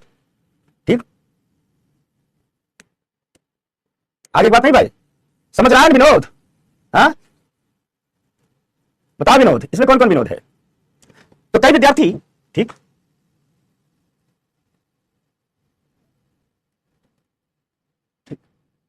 अब सीमा शुल्क नहीं पढ़ाएंगे, ठीक, तो आ जाइए भाई, बताइए, तो आ जाइए, ये हो गया। अब बताते हैं जीएसटीएन और जीएसटी और संघवाद, इन दो टॉपिक पर चर्चा करके निकलते हैं इस जीएसटी से। इन दो टॉपिक पर चर्चा करके जीएसटी से निकलते हैं। आइए, तो आ जाइए, इन दो टॉपिकों पर चर्चा करते हैं, फिर जीएसटी से निकलते हैं। एक बात जान लीजिएगा, अब एक बात जान लीजिएगा, जो पूरी की पूरी जीएसटी की प्रक्रिया है, यह जीएसटी की प्रक्रिया क्या है? तो पूरी की पूरी जीएसटी की प्रक्रिया है वह पेपरलेस है, ऑनलाइन है। एक कॉन्सेप्ट समझना, यानी पूरी की पूरी जीएसटी की प्रक्रिया क्या है? पेपरलेस है, ऑनलाइन है। अब इसमें एक दो कंफ्यूजन भी होगा, उसको समझो। पूरी की पूरी जीएसटी की प्रक्रिया पेपरलेस है, ऑनलाइन है। समझ में आ गई बात? पूरी की पूरी जीएसटी की प्रक्रिया पेपरलेस है, ऑनलाइन है। अब आप गौर से समझो, अगर पूरी की पूरी जीएसटी की प्रक्रिया पेपरलेस है, ऑनलाइन है, तो यह स्वाभाविक सी बात है कि हमें एक डिजिटल इंफ्रास्ट्रक्चर तैयार करना होगा, एक डिजिटल ढांचा तैयार करना होगा, ताकि हम जीएसटी को लागू कर सके, जीएसटी पर काम कर सके। समझ रहे हैं? पूरी जीएसटी क्या है? ऑनलाइन है। कोई भी सिस्टम जब आप ऑनलाइन लेकर के आते हो, पेपरलेस लेकर के आते हो, पता चलेगा कि पूरा का पूरा डिजिटल ढांचा तैयार करना पड़ेगा, पूरा का पूरा डिजिटल ढांचा तैयार करना पड़ेगा। क्योंकि जीएसटी में क्या है ना, एक तरफ टैक्स डिपार्टमेंट जुड़ा हुआ है, दूसरी तरफ टैक्स ऑफिसर जुड़े हुए हैं, तीसरी तरफ टैक्स पेयर मतलब जो करदाता है वो जुड़ा हुआ है, चौथी तरफ जो पेमेंट जाता है वो बैंकों के माध्यम से जाता है, तो बैंक जुड़े हुए हैं। क्योंकि बैंकों के माध्यम से जाता है तो आरबीआई भी जुड़ी हुई है, साथ साथ टैक्स के जानकार जो सीए इत्यादि होते हैं वो जुड़े हुए हैं। तो जब ये सारे जुड़े हुए हैं और सारा प्रोसेस ऑनलाइन है, एक डिजिटल इंफ्रास्ट्रक्चर तो तैयार करना पड़ेगा। ठीक, क्या करना पड़ेगा? डिजिटल इंफ्रास्ट्रक्चर तो तैयार करना पड़ेगा। इसी डिजिटल इंफ्रास्ट्रक्चर को तैयार करने के लिए बनाया गया GSTN, goods and service network, जिसे हम कहते हैं वस्तु एवं सेवा कर नेटवर्क। एक कंपनी बनाई गई और कहा गया कि जीएसटीएन कंपनी का काम होगा पूरी की पूरी जीएसटी के लिए ऑनलाइन सिस्टम को तैयार करना। ठीक, और उस कंपनी को कहा गया GSTN, goods and service tax network. इस जीएसटीएन के बारे में कहा गया यह जो जीएसटीएन है, यह एक सेक्शन 8 कंपनी है। ठीक, और जब शुरू में आज ये स्थापित किया गया तो इसमें प्राइवेट सेक्टर की भी हिस्सेदारी थी, प्राइवेट सेक्टर के भी शेयर थे। तो कई जगह आपको मिले कि प्राइवेट सेक्टर के शेयर थे, वो बात सही है, लेकिन अब सरकार ने प्राइवेट सेक्टर से वो शेयर खरीद लिए हैं। ठीक, तो आज के डेट में यह पूर्णतः सरकार की कंपनी है। यह नो प्रॉफिट नो लॉस के कॉन्सेप्ट पर काम करती है। इसका उद्देश्य लाभ कमाना है या लाभ कमाना नहीं है। इसका उद्देश्य लाभ कमाना नहीं है। ठीक है, इसका उद्देश्य याद रखना, लाभ कमाना नहीं है। सरकारी कंपनी है। 50% की हिस्सेदारी राज्य सरकार की है और 50% की हिस्सेदारी केंद्र सरकार की है। ठीक, समझ में आ गई बात? शुरुआती पूंजी 10 करोड़ की लगी थी। उद्देश्य इसका यह है कि जीएसटी के लिए एक IT infrastructure banana, information technology पर बेस आधारित संरचना को बनाना। दरअसल है क्या कि जीएसटी एक डेस्टिनेशन बेस्ड टैक्स है, गंतव्य आधारित कर है। अर्थात जीएसटी की वसूली वहां होती है जहां वस्तु अंतिम रूप से बिकती है, और कोई भी वस्तु अंतिम रूप से जब बिकती है तो उस वस्तु से जो टैक्स वसूला जाता है उस टैक्स में उस राज्य का भी हिस्सा होता है जहां वो वस्तु बनी है, साथ साथ उस राज्य का भी हिस्सा होता है जहां वस्तु बिक रही है। इसके अलावा केंद्र सरकार का भी हिस्सा होता है। यानी जीएसटी का जब आप कोई वस्तु बेच रहे हैं या यूं कोई वस्तु खरीद रहे हैं तो जो आप जीएसटी पेमेंट कर रहे हो उसमें 3 लोगों का हिस्सा है। केंद्र सरकार का हिस्सा है जहां वो वस्तु खरीद रहे हो, अर्थात जहां वो वस्तु बिक रही है उस राज्य का भी हिस्सा है, और जो राज्य उसका मैन्युफैक्चरिंग स्टेट है उसका भी एक हिस्सा है। ठीक, समझ में आ गई बात? उसका भी एक हिस्सा है। तो कुल मिलाजुला करके चूंकि जीएसटी गंतव्य आधारित कर है, 3 लोगों का उसका हिस्सा है, इसलिए ठीक पूरे के पूरे जीएसटी में जो व्यापार होता है, पूरा का पूरा जो व्यापार होता है, पूरे के पूरे जीएसटी में जो अंतरराज्यीय व्यापार होता है, इस अंतरराज्यीय व्यापार में एक बेहतर निपटान तंत्र की जरूरत पड़ती है। एक ऐसे पेमेंट सिस्टम की जरूरत पड़ती है जो राज्यों और केंद्र के बीच ठीक एक बेहतर बैलेंस बनाए। यानी जब भी अंतरराज्यीय व्यापार होगा तो तीनों उसमें आ जाएंगे, और व्यापार मैक्सिमम अंतरराज्यीय होता है, तो जाहिर सी बात है इसमें राज्य भी हिस्सेदार है, केंद्र भी हिस्सेदार है। तो एक बहुत मजबूत निपटान तंत्र की जरूरत होती है। ठीक, ताकि तुरंत हर जगह से पैसा पहुंचता जाए, हर प्रकार का डॉक्यूमेंट एक जगह से दूसरी जगह मूव करते रहे, और तुरंत पेमेंट सबके पास पहुंचता जाए, एक जगह से दूसरी जगह डॉक्यूमेंट मूव करते रहे। इसके लिए जरूरी होता है एक मजबूत आईटी इंफ्रास्ट्रक्चर, और जरूरी होता है एक मजबूत आईटी आधारित सर्विस आधार, यानी एक डिजिटल प्लेटफॉर्म की जरूरत होती है और डिजिटल सेवा देने वालों की जरूरत होती है। ठीक, कुल मिलाजुला करके हम कह सकते हैं कि जीएसटीएन एक रोल प्ले करता है। जीएसटीएन एक डिजिटल प्लेटफॉर्म बनाता है, ठीक, ताकि जो करदाता है, टैक्स पेयर है, जो केंद्र और राज्य की सरकारें हैं जो टैक्स लेती हैं, जो अकाउंटिंग ऑफिसर हैं, ये इत्यादि लोग हैं, जो बैंक हैं क्योंकि इसी के माध्यम से पैसा मूव करता है, और आरबीआई है, इन सब के बीच इंफॉर्मेशन ट्रांसफर किया जा सके, इन सब के बीच इंफॉर्मेशन ट्रांसफर को आधार बनाया जा सके। समझ में आ गई बात? यही है जीएसटीएन की भूमिका। अब एक मुद्दे पर चर्चा करते हैं, और मुद्दा है जीएसटी और संघवाद। मुद्दा है जीएसटी और संघवाद। ठीक, देखो जीएसटी और संघवाद। संघवाद का मतलब क्या होता है? पॉलिटी में पढ़ोगे तो संघवाद एक ऐसी व्यवस्था है जहां केंद्र और राज्य सरकारें मिलकर के काम करती है। यानी 2 प्रकार के सरकारों का अस्तित्व में होना ही क्या कहलाता है? संघवाद है। इन सरकारों को संविधान से शक्तियां मिलती हैं, ये संघवाद का लक्षण है। एक न्यायपालिका होती है, और वो इसलिए होती है कि जब भी विवाद हो, जब भी डिस्प्यूट हो, जब भी विवाद हो, जब भी डिस्प्यूट हो, तो इस डिस्प्यूट का क्या किया जाए? समाधान किया जाए। समझ में आ गई बात? ठीक, समझना बात, समाधान किया जाए। ये तो है संघवाद, जिसे पॉलिटी में पढ़ोगे। यानी कुल मिलाजुला करके हम कह सकते हैं कि संघवाद और कुछ नहीं, एक ऐसी शासन प्रणाली है जिसमें केंद्र और राज्य सरकारें मिलकर के काम करती हैं। अब आप ही लोग बताओ, अगर केंद्र और राज्य सरकारें मिलकर के अच्छे से काम करेंगी, केंद्र और राज्य सरकारें मिलकर के अच्छे से काम करेंगी, तो हम कहेंगे कि वो संघवाद बहुत अच्छा जा रहा है, सहयोगी संघवाद है। क्या कहेंगे? मान लीजिए केंद्र और राज्य सरकारें आपस में मिलकर के अच्छा काम कर रही है, तो हम क्या कहेंगे? सहयोगी संघवाद है। लेकिन मान लीजिए केंद्र और राज्य सरकारें रोज लड़ती झगड़ती रह रही हैं, तो हम क्या कहेंगे? लड़ने झगड़ने वाला संघवाद है। आप देखते होंगे कई राज्य ऐसे हैं जो केंद्र और राज्य मिलकर काम करते हैं, तो सहयोगी संघवाद। लेकिन कई राज्य ऐसे हैं, अपना दिल्ली वाला केजरीवाल जी, हमेशा केजरीवाल जी और केंद्र सरकार के बीच देखो एकदम फाइटिंग फाइटा चलता रहता है, जिनको हम क्या करेंगे? लड़ने झगड़ने वाला संघवाद है कि नहीं? हम ऐसा समझा रहे हैं। जीएसटी के मामले में देखा गया कि जीएसटी कोऑपरेटिव फेडरलिज्म का, जीएसटी सहकारी संघवाद का, या यूं कहिए जीएसटी सहयोगी संघवाद का, सहकारी को ही सहयोगी कहा जाता है, जीएसटी सहकारी संघवाद का, जीएसटी सहयोगी संघवाद का एक क्लासिकल उदाहरण है। ये जीएसटी के मामले में देखा गया कि जीएसटी एक सहकारी संघवाद का, सहयोगी संघवाद का ठीक एक क्लासिकल उदाहरण है। ठीक, क्योंकि जीएसटी लागू होने के लिए जरूरी था कुछ शक्तियां केंद्र छोड़ रहा था और कुछ शक्तियां राज्य छोड़ रहा था।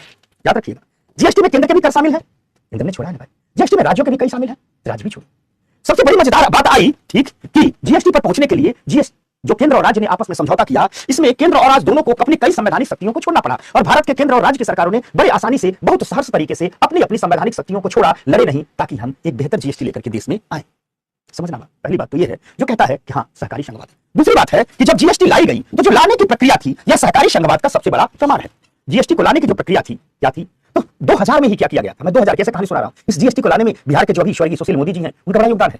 जब जीएसटी पर वार्ता शुरू हुई सन 2000 से ही, तो केंद्र सरकार ने कहा कि हम राज्यों को कह देते हैं कि अपने अपने वित्त मंत्रियों का एक संगठन बना लीजिए और आपस में आप लोग मीटिंग कीजिए कैसी जीएसटी होनी चाहिए। यानी केंद्र ने कहा कि जीएसटी जो बनाई जाएगी वह किसके द्वारा बनाई जाएगी? राज्यों द्वारा। केंद्र ने कहा कि राज्य आपस में बात करें, सभी वित्त मंत्री आपस में बात करें, अंतिम निर्णय पर पहुंचे, हम लागू करेंगे, सहयोग करेंगे।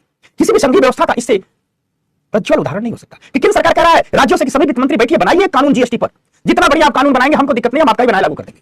तो 2000 से लेकर के 2016 तक वार्ता चली, 2000 से लेकर के 2016 तक वार्ता चली, और इस वार्ता में जो प्रमुख भूमिका निभाई वो राज्यों के वित्त मंत्रियों के संघ ने निभाई। राज्यों के वित्त मंत्रियों से जो समिति बनी थी उसने निभाया, और अंततः हम जीएसटी पर पहुंचे। तो जो जीएसटी लाने की प्रक्रिया थी उसमें केंद्र सरकार से बड़ी भूमिका राज्यों को दी गई थी।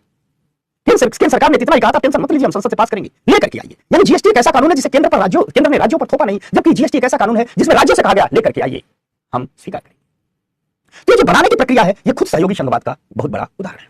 साथ ही साथ अगर आप जीएसटी काउंसिल देखिए तो जीएसटी काउंसिल की पूरी ठीक संरचना ही क्या है, उसमें राज्यों को ज्यादा अधिकार दिया गया है। राज्यों के पूरे मंत्री बैठे हैं, केंद्र से 2 ही बैठे हुए। और साथ साथ यह भी कहा गया है कि जीएसटी में कोई भी नई चीज तभी लागू होगी जब उसकी सिफारिश कौन करेगा? GST council. यानी जीएसटी में नई चीज तब लागू होगी जब जीएसटी काउंसिल सिफारिश करेगा, और जीएसटी काउंसिल में प्रमुख प्रभुत्व किसका है? राज्यों का। ये जो कहा दिया गया है कि जीएसटी काउंसिल की सिफारिश पर ही केंद्र और दोनों राज्य काम करते हैं, यह खुद सहयोगी संघवाद का एक बहुत बड़ा उदाहरण है। ठीक, अगर निष्कर्ष कहा जाए तो चाहे जीएसटी की संरचना को देख लीजिए, चाहे सदस्यों का कोरम देख लीजिए, ये कोरम है, ठीक है, चाहे सदस्यों का कोरम देख लीजिए, चाहे जीएसटी में मतों का मूल्य देख लीजिए, ये सब के सब सरकारी संघवाद के ही उदाहरण है। बताइए, हो गया तक? और यहीं आकर के जीएसटी खत्म करते हैं, बस यहीं आकर के जीएसटी। और मैं फिर कह रहा हूं, मेरी पिछली क्लास देखोगे तो 2-4 चीजें और बताई हैं। अगर किसी पास कंफ्यूज मत होना, मैंने छोड़ा नहीं है, वापस आगे देखोगे, अब कुछ नई चीजें जोड़ दिया है। आइए फिर हम लोग चलते हैं टैक्स की दुनिया में। और तो कुछ काम हुए हैं, देख ले काम कितने हुए हैं। वाह वाह वाह वाह, कुछ काम हुए हैं, थोड़ी देर और पढ़ते हैं, 10-15 मिनट, ठीक है, आराम से। तो आइए कुछ काम हुए हैं, क्या हुए हैं भाई, थोड़ा देखते हैं भाई, देखते हैं क्या क्या काम हुए। देखा जाए ना, देखो एक काम हुआ है, अब निकल गया, जीएसटी हो गया, जीएसटी से निकलते हैं, ठीक। अब आइए कुछ काम और हुए, बात करते हैं उस पर, ठीक, देखते हैं कितना देर लगता है। आइए, कोई जरूरत नहीं है, क्लास जीवंत होनी चाहिए। क्लास क्या होनी चाहिए? जीवंत होनी चाहिए। किसी दिन कम पढ़ लिए, किसी दिन थोड़ा दौड़ा के पढ़ लिए, किसी दिन दबा के पढ़ लिए, किसी दिन तूफान मचा के पढ़ लिए, और किसी दिन थोड़ा हंसी मजाक में पढ़ लिया, इसे खोए खोए। क्यों? आशी मीडिया मुझसे जुड़ी, बताओ सुमित, आशी, अत्यंत, विकास, बता आर्यन क्या कर रहा है? अच्छा, डेली जो मेंस क्वेश्चन मिलता है ना, जैसे मन करे आंसर लिखा कीजिए, एक चैप्टर और हो जाइए, दीजिए, जो कल से शुरू करूंगा 2 दिन में हो जाएगा। फिर हम जबरदस्त तरीके से आएंगे आंसर राइटिंग पर के प्रोग्राम पर, ठीक है। काजल कर रही है, रहने दीजिए, ज्यादा हो रहा है, तू जा सो ले, बाद में रिकॉर्डिंग देख लेना। आओ थोड़ा सा पढ़ना ही तो, हम तो घर के लोग हैं, ठीक। देखो 8 बजे तक तो अनुशासन है, 6 से 8 की क्लास का, 2 घंटे की क्लास तो होगी। 8 बजे के बाद 10-5 मिनट मोहब्बत में पढ़ लो, तुम सबका मुझ पर हक है, इस मोहब्बत में पढ़ लो, ठीक। अच्छा, अब दा प्रवीण कर रही है, कब से कराएगा? किसी जब शुरू करूंगा बिटिया आंसर राइटिंग कराऊंगा। अभी बस एक चैप्टर थोड़ा सा, वो 2 दिन का है, राजकोषीय नीति। यानी आज दिन कौन है? आज मंगलवार है, बुधवार और बृहस्पतिवार राजकोषीय नीति चलेगी, शुक्रवार से एग्रीकल्चर शुरू करूंगा, और वहीं से तूफानी आंसर राइटिंग शुरू होगी। तो 6 से 8 अनुशासन है क्लास का, 8 बजे के बाद मोहब्बत है। और किसी व्यक्ति ने पूछा था प्रेम क्या है? धरती में बीज डाले जाते हैं, धरती उस बीज को, लेकिन उसी जब बारिश करता है तो बारिश प्यास मिटाती है, नया सृजन करती है, नई घास, नए फूल, नई कलियां, नई खेती, नई किसान उगती है। प्रेम अर्थात जब आप किसी से प्रेम करते हो तो उसका विस्तार करते हो। लिया स्वार्थ को प्रेम समझ लिया, लालच को प्रेम समझ लिया, विज्ञापनों की चकाचौंध में हमने प्रॉफिट को प्रेम समझ लिया। जी नहीं, प्रेम का मतलब है जिससे आप प्रेम करें। जब आप भी किसी से प्रेम करना, इस प्रेम का एक शब्द, एक आधार पर मूल्यांकन करना। क्या आप जिससे प्रेम कर रहे हो वो आपको ऊंचा उठा रहा है, आपकी चेतना का विस्तार कर रहा है, आपकी सोच का विस्तार कर रहा है, आपको बड़ा कर रहा है? अगर ऐसा है तो प्रेम है, और अगर ऐसा नहीं है तो विज्ञापनों की दुनिया ने जिस आकर्षण को रचा है, ठीक, जिस भोग को रचा है, बस वही है, इसके अलावा। समझ में आ गई बात? लोग कहते हैं प्रेम ये नहीं कर सकता किसी के लिए मुड़ी कटा लो, नहीं, प्रेम ये कहता है आ जाओ। तो एक काम किया है सरकार ने, शुरू किया है जिसे कहा गया ऑनरिंग द ऑनेस्ट, ईमानदारों का सम्मान। सरकार ने कहा कि भाई जो ईमानदारी से कर देते हैं उनका सम्मान होना चाहिए कि नहीं होना चाहिए? ठीक, होना चाहिए, ठीक। तो कैसे होना चाहिए? तो सरकार ने कहा कि देखिए हम कर प्रशासन में पारदर्शिता को बढ़ाएंगे, ट्रांसपेरेंसी को बढ़ाएंगे, तब कुछ ओपन होगा, क्योंकि पारदर्शिता जितनी बढ़ती है बेईमानी के अवसर उतने कम होते हैं। साथ ही साथ सरकार ने कहा कि कर प्रशासन से जुड़े जो अधिकारी हैं, जो लोग हैं, इनकी जवाबदेही को भी बढ़ाएंगे, इनकी रिस्पांसिबिलिटी को भी हम बढ़ाएंगे। तो इनकी जवाबदेही को, इनकी रिस्पांसिबिलिटी को बढ़ाने के लिए 2020 में भारत सरकार ने एक प्लेटफॉर्म की शुरुआत की, एक मंच की शुरुआत की, और उस मंच का नाम रखा पारदर्शी कराधान ईमानदार का सम्मान। यह प्लेटफॉर्म का नाम है जिसे कहा गया transparent taxation honouring the honest. कहा गया कि transparent taxation honouring the honest, अर्थात पारदर्शी कराधान ईमानदार का सम्मान, इस नाम से एक मंच की शुरुआत की गई, एक प्लेटफॉर्म की शुरुआत की गई। और कहा गया कि ये जो हमने प्लेटफॉर्म बनाया है, इस प्लेटफॉर्म पर हम 3 प्रकार की सुविधाएं उपलब्ध कराएंगे। कितने प्रकार की? तो 3 प्रकार की सुविधाएं उपलब्ध कराएंगे, जिसमें पहली सुविधा में कहा गया कि हम फेसलेस असेसमेंट स्कीम 2020 लेकर आ रहे हैं। दूसरी सुविधा के तहत कहा गया कि फेसलेस अपील स्कीम 2020 लेकर के आ रहे हैं। और तीसरी बात कहा गया करदाताओं के चार्टर का हम विकास कर रहे हैं। तो जो फेसलेस असेसमेंट स्कीम 2020 जिसे कहा गया, दरअसल इसे पहले ई आकलन कहा जाता था 2019 तक, यानी जो फेसलेस असिस्टेंट स्कीम है इसे ही 2019 तक ई आकलन कहा जाता था। समझिएगा, जो फेसलेस असेसमेंट स्कीम 2020 है इसे ही 2019 तक क्या कहा जाता था? ई आकलन कहा जाता था। यानी 2019 तक जिसे ई आकलन कहा जाता था उसे ही कह दिया गया 2020 में फेसलेस असिस्टेंट स्कीम। ठीक, तो इसमें कहा गया, इसमें कहा गया कि जो कर प्राधिकरण है, यानी कर वसूलने वाला जो सरकार का संस्थान है, या करदाताओं की जो मूल्यांकन की प्रक्रिया है उसको ऑनलाइन कर देगा। यानी किस करदाता ने कितना कर दिया, कितना आय थी, कितना नहीं दिया, इसके लिए करदाता को ऑफिस नहीं बुलाया जाएगा। करदाता से कहा जाएगा कि भैया आप अपना पैन दे दीजिए, आधार दीजिए, बैंक अकाउंट दीजिए, जो आपने टीडीएस फाइल किया दे दीजिए, सब कुछ ऑनलाइन हो जाएगा। कुल मिला करके फेसलेस असिस्टेंट स्कीम 2020 के तहत करदाता से संबंधित जितने चीज का मूल्यांकन किया जाता है, कर दिया गया, सब कुछ ऑनलाइन होगा, किसी करदाता को आप ऑफिस नहीं बुलाएंगे। पहली बात। दूसरी चीज, जो फेसलेस अपील स्कीम है, इसके तहत कहा गया कि अगर किसी व्यक्ति पर कर धोखाधड़ी, कर चोरी और काला धन से संबंधित विवाद चल रहा है, यानी किसी व्यक्ति के खिलाफ कर धोखाधड़ी, कर चोरी और काला धन से संबंधित अपीलें अदालत में हैं, तो इन्हीं अपीलों में उसे व्यक्तिगत उपस्थित होना होगा। अन्यथा इनसे के अलावा कर से संबंधित कोई अन्य अपीलें होंगी, आयकर से संबंधित जितनी भी अपीलें होंगी, सबकी सुनवाई ऑनलाइन होगी। व्यक्ति अपने ऑफिस, अपने घर में बैठते हुए अपने लैपटॉप के सामने अपने मामले की सुनवाई कर लेगा। कचहरी में वकीलों का चक्कर नहीं लगाना पड़ेगा। हाँ, अगर कर धोखाधड़ी से संबंधित मामला है, कर चोरी से संबंधित मामला है, ब्लैक मनी से संबंधित मामला है, तो आपको ससुराल आना होगा। इसके अलावा अगर कोई छोटा छोटा मामला है तो अपनी ऑनलाइन सुनवाई हो जाएगी, अपने घर से ही बैठ करके कर अधिकारियों से आप बात कर लीजिए। और करदाताओं के चार्टर, भारत सरकार ने ऑनलाइन करदाताओं के अधिकारों का प्रकाशन किया है कि देखिए भाई, टैक्स पेयर के हमारे देश में क्या क्या अधिकार है, टैक्स पेयर भी अपने अधिकार जाने। ठीक, इसी को कहा गया है करदाताओं के अधिकारों का प्रकाशन। ठीक, ये है हमारी ठीक ईमानदारों के सम्मान के लिए की गई पहल। अब एक मुद्दा है, थोड़ा सा समझते हैं। ठीक, जीडीपी और टैक्स का रेशियो, इस मुद्दे को कहा जाता है टैक्स जीडीपी रेशियो। बहुत आसान सा है, समझते हैं। Tax to GDP ratio, GDP और कर का अनुपात। तो इसकी परिभाषा क्या है? बहुत आसान शब्दों में हमने खुद लिख दिया है। ठीक, ठीक, समझना बात को। तो tax to GDP ratio, tax और ठीक क्या है, पहले इसकी हम परिभाषा समझते हैं। देखो, टैक्स टू जीडीपी रेशियो का मतलब होता है, जीडीपी और कर अनुपात का मतलब होता है कि किसी देश के जीडीपी की तुलना में उस देश के कर राजस्व कितना है, और किसी देश के जीडीपी की तुलना में जो उस देश का कर राजस्व होता है उसी को टैक्स जीडीपी रेशियो या टैक्स जीडीपी अनुपात कहते हैं। इसको हमने उदाहरण से समझाया है। मान लीजिए किसी देश का टैक्स जीडीपी का अनुपात 10% है। कोई देश कह रहा है कि हमारा टैक्स जीडीपी का अनुपात कितना है? 10% है। इसका मतलब ये होता है उस देश ने अपनी 100 रुपए की जीडीपी में 10 रुपए की प्राप्ति टैक्स से की है। यानी कोई कहता है कि हमारा टैक्स जीडीपी अनुपात 10% है, इसका मतलब उस देश की जो 100 रुपए की जीडीपी है, इस 100 रुपए में जो 10 रुपया है वो कहां से प्राप्त हुआ है? वो प्राप्त हुआ है टैक्स से। इसी को हम कहते हैं टैक्स जीडीपी रेशियो। ठीक, इसी को हम कहते हैं टैक्स जीडीपी रेशियो। अब अगर टैक्स जीडीपी रेशियो अधिक हो तो क्या होगा? अगर टैक्स जीडीपी रेशियो अधिक हो तो क्या होगा? याद रखिएगा, किसी भी देश का टैक्स जीडीपी रेशियो जितना बेहतर होगा, उस सरकार की वित्तीय स्थिति उतनी ही मजबूत होगी। टैक्स से ज्यादा पैसा आ रहा है तो सरकार फाइनेंशियल मजबूत होगी, और जब टैक्स सरकार की किसी भी सरकार की वित्तीय स्थिति मजबूत होती है तो सरकार अधिक निवेश करेगी, सड़क बनाएगी, पुल बंदरगाह कंपनी इत्यादि बनाएगी। ठीक, साथ ही साथ अगर सरकार के पास पर्याप्त पैसा टैक्स से ही आ जाता है तो सरकार को उधार कम लेना पड़ेगा, यानी सरकार पर उधारी कम रहेगी। ये इसके फायदे हैं। अगर भारत की बात की जाए तो स्पष्ट आंकड़े हमारे पास 2022-23 के हैं। अभी बजट आएगा तब इस साल का स्पष्ट आंकड़ा आएगा। अगर पिछले फाइनेंशियल 2022-23 के आंकड़े पर बात की जाए तो भारत का टैक्स जीडीपी रेशियो 11.7% है। यानी भारत की जितनी भी जीडीपी है, मान लीजिए भारत की कुल 100 रुपए की जीडीपी है, तो उसमें से 11 रुपया 70 पैसा कहां से आता है? टैक्स का आता है। मान लीजिए भारत की 100 लाख करोड़ की जीडीपी हो जाए तो 11.7 लाख करोड़ किससे आता है? टैक्स से। ठीक, और इसमें भी अगर देखा जाए तो इसमें देखा जाए कि भाई डायरेक्ट टैक्स का कितना हिस्सा है, यानी अगर बात उठ जाए कि डायरेक्ट टैक्स और जीडीपी का रेशियो क्या है, तो भारत में डायरेक्ट टैक्स और जीडीपी का रेशियो 6.1% है। और कहा जाए इनडायरेक्ट टैक्स और जीडीपी का कितना रेशियो, तो 5.7% है। ठीक, यानी कुल टैक्स जीडीपी रेशियो भारत का क्या है? 11.7%। अगर ग्लोबल सिनेरियो की बात की जाए, हम वैश्विक स्थिति की बात की जाए, तो थोड़ा विश्व बैंक की परिभाषा को देखते हैं। ठीक, विश्व बैंक कहता है, वर्ल्ड बैंक की परिभाषा है कि दुनिया के किसी भी देश का जो टैक्स जीडीपी रेशियो होना चाहिए वो कम से कम 15% तो होना ही चाहिए। विश्व बैंक कहता है कि दुनिया का कोई भी देश है, कोई भी देश हो XYZ, जो मिनिमम होना चाहिए वो 15% तो होना चाहिए। विश्व बैंक ये भी कहता है कि यदि टैक्स जीडीपी रेशियो 15% से अधिक है तो देश को अपने आर्थिक विकास को जारी रखने और गरीबी में कमी करने में काफी सहूलियत होती है। इसलिए विश्व बैंक कहता है कि 15% से अधिक तो कम से कम रखा ही कीजिए, व्यवस्था कीजिए कि 15% से अधिक हो। अगर हम सर्वाधिक टैक्स जीडीपी रेशियो की बात करें तो सर्वाधिक टैक्स जीडीपी रेशियो स्वीडन में है जो 54% का है। स्वीडन के लोग बहुत कर देते हैं।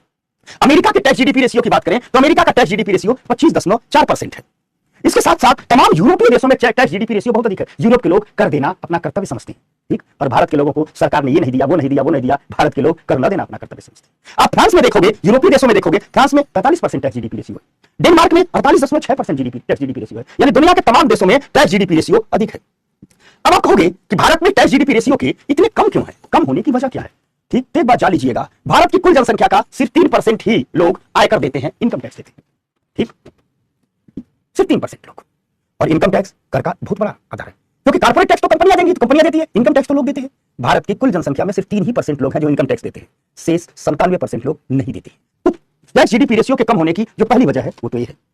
दूसरी वजह है कि यहाँ कृषि आय में इनकम टैक्स पर छूट है, ये भी टैक्स जीडीपी रेशियो के कम होने के कारण है। तीसरी बात देखा जाए तो यहाँ एक बड़ा अनौपचारिक क्षेत्र है जो कर देता ही नहीं है। हम सड़कों पर देखते हैं तमाम दुकानें लगी है, ठेले खोमचे सब लगे हुए हैं, कई ठेले खोमचे वाले इतने कमाई नहीं करते करते, लेकिन ढेर सारी दुकानें खुली हुई हैं, अच्छा कमाई हो रहा है, लेकिन टैक्स नहीं दे रहे हैं। साथ साथ यहाँ कई प्रकार के कर पर छूट है, सरकार कर पर छूट देती है, जनता एकदम खुश हो जाती है। ठीक, और इसके अलावा यहाँ समानांतर अर्थव्यवस्था है। तात्पर्य है कि भारतीय अर्थव्यवस्था में ब्लैक मनी पर आधारित अर्थव्यवस्था भी एक बड़े पैमाने पर है, एक बड़ी मात्रा में है, इसलिए भी टैक्स का कलेक्शन हो जा रहा है। और एक बात और, हमारी जो कर मशीनरी है, जो हमारे कर विभाग हैं, जो हमारे कर विभाग के अधिकारी और कर्मचारी हैं, ये भी अपनी पर्याप्त क्षमता से काम नहीं कर रहे हैं जितना करना चाहिए। इन सब का प्रभाव है भारत का। ठीक, टैक्स जीडीपी रेशियो कम है, और कम होने का प्रभाव भारत के सामाजिक क्षेत्र और बुनियादी क्षेत्र पर पड़ता है। भारत सरकार सोशल सेक्टर पर पैसा खर्च करने में दबाव की स्थिति में रहती है, बुनियादी क्षेत्र यानी इंफ्रास्ट्रक्चर पर पैसा खर्च करने में भी दबाव में रहती है। समझ में आ गई बात? तो ठीक, अब करना क्या चाहिए? तो भारत सरकार जो टैक्स जीडीपी रेशियो को बढ़ाने के लिए तमाम तरह के प्रयास कर रही है। मेंस में ऐसे पूछा जाता है जिस, ठीक, समझ में आ गई बात? तो उसी रेशियो में हमने लिख दिया है, अपने हाथ से लिखा है, काफी आसान। तो भारत सरकार टैक्स जीडीपी रेशियो बढ़ाने के काम कर रही है। 2016 में नोटबंदी से अर्थव्यवस्था के औपचारिकरण ने गति पकड़ी, यानी जब नोटबंदी हुई तो लोगों ने कहा बहुत काला धन है, सरकार ने कहा काला है तो लाइए हम सफेद करते हैं, लेकिन आप रजिस्ट्रेशन में आ जाएंगे। तो नोटबंदी से बड़ी तेज रफ्तार पकड़ी। आपको आश्चर्य होगा कि नोटबंदी के कारण सिर्फ 2016-17 के 3 महीने में 1.26 करोड़ नए इनकम टैक्स देने वाले लोग जुड़ गए। सिर्फ नोटबंदी के 3 महीने में 1.26 करोड़, 1 करोड़ 26 लाख लोग इस देश में सामने आए जो कहे हम भी इनकम टैक्स देंगे। सरकार ने पूछा था कहां तक, कहां थे? बोले आज नहीं देते थे, हमारे पास ज्यादा पैसा जाए कहां? तो सिर्फ 3 महीने में 1 करोड़ 26 लाख नए इनकम टैक्स देने वाले अचानक इस देश में पैदा हो गए। ठीक, इससे टैक्स जीडीपी थोड़ा सा बढ़ा। ठीक, साथ साथ जीएसटी का सिस्टम ऐसा लाया गया है, जीएसटी का सिस्टम ऐसा लाया गया है, ठीक, जो फंक्शन है वो ऐसा किया गया है, सब कुछ ऑनलाइन कर दिया गया है, आप बच सकते ही नहीं है। इसके कारण लोग अधिक से अधिक जीएसटी का भुगतान कर रहे हैं, लोग अधिक से अधिक जीएसटी का भुगतान कर रहे हैं। ठीक, सरकार डिजिटल पेमेंट को बढ़ावा दे रही है, जिससे लोग अधिक से अधिक आयकर रिटर्न में शामिल हो जा रहे हैं। ठीक, सरकार ये भी कह रही है कि हम कर की दरें कम करेंगे, आप आश्वस्त रहिए, आइए टैक्स दीजिए। ठीक, और इसके अलावा सरकार जो टैक्स प्रशासन है इसको सरल और पारदर्शी भी बना रही है ताकि टैक्स जीडीपी रेशियो बढ़े। समझ में आ गई बात? अब इसके अलावा बस आखिरी में, लास्ट में, ठीक, यहां तक बात समझ में आ गया सबको? मतलब होता है कि लोग इकोनॉमी में काम कर रहे हैं, पैसा कमा रहे हैं, लेकिन वो लोग कर नहीं दे रहे हैं। तो देश के भीतर रहते हुए भी देश से जुड़ी अर्थव्यवस्था नहीं है ना, टैक्स नहीं आ रहा है। तो चलो इसके बाद थोड़ी सी बातें कल बता करके कल नया टॉपिक शुरू कर देंगे। ठीक, आधे घंटे आप लोगों ने एक्स्ट्रा पढ़ा, बस इतना ही मुझे चाहिए था, थोड़ा थोड़ा एक्स्ट्रा पढ़ाया करेंगे, ठीक ना? तो चलिए आज के लिए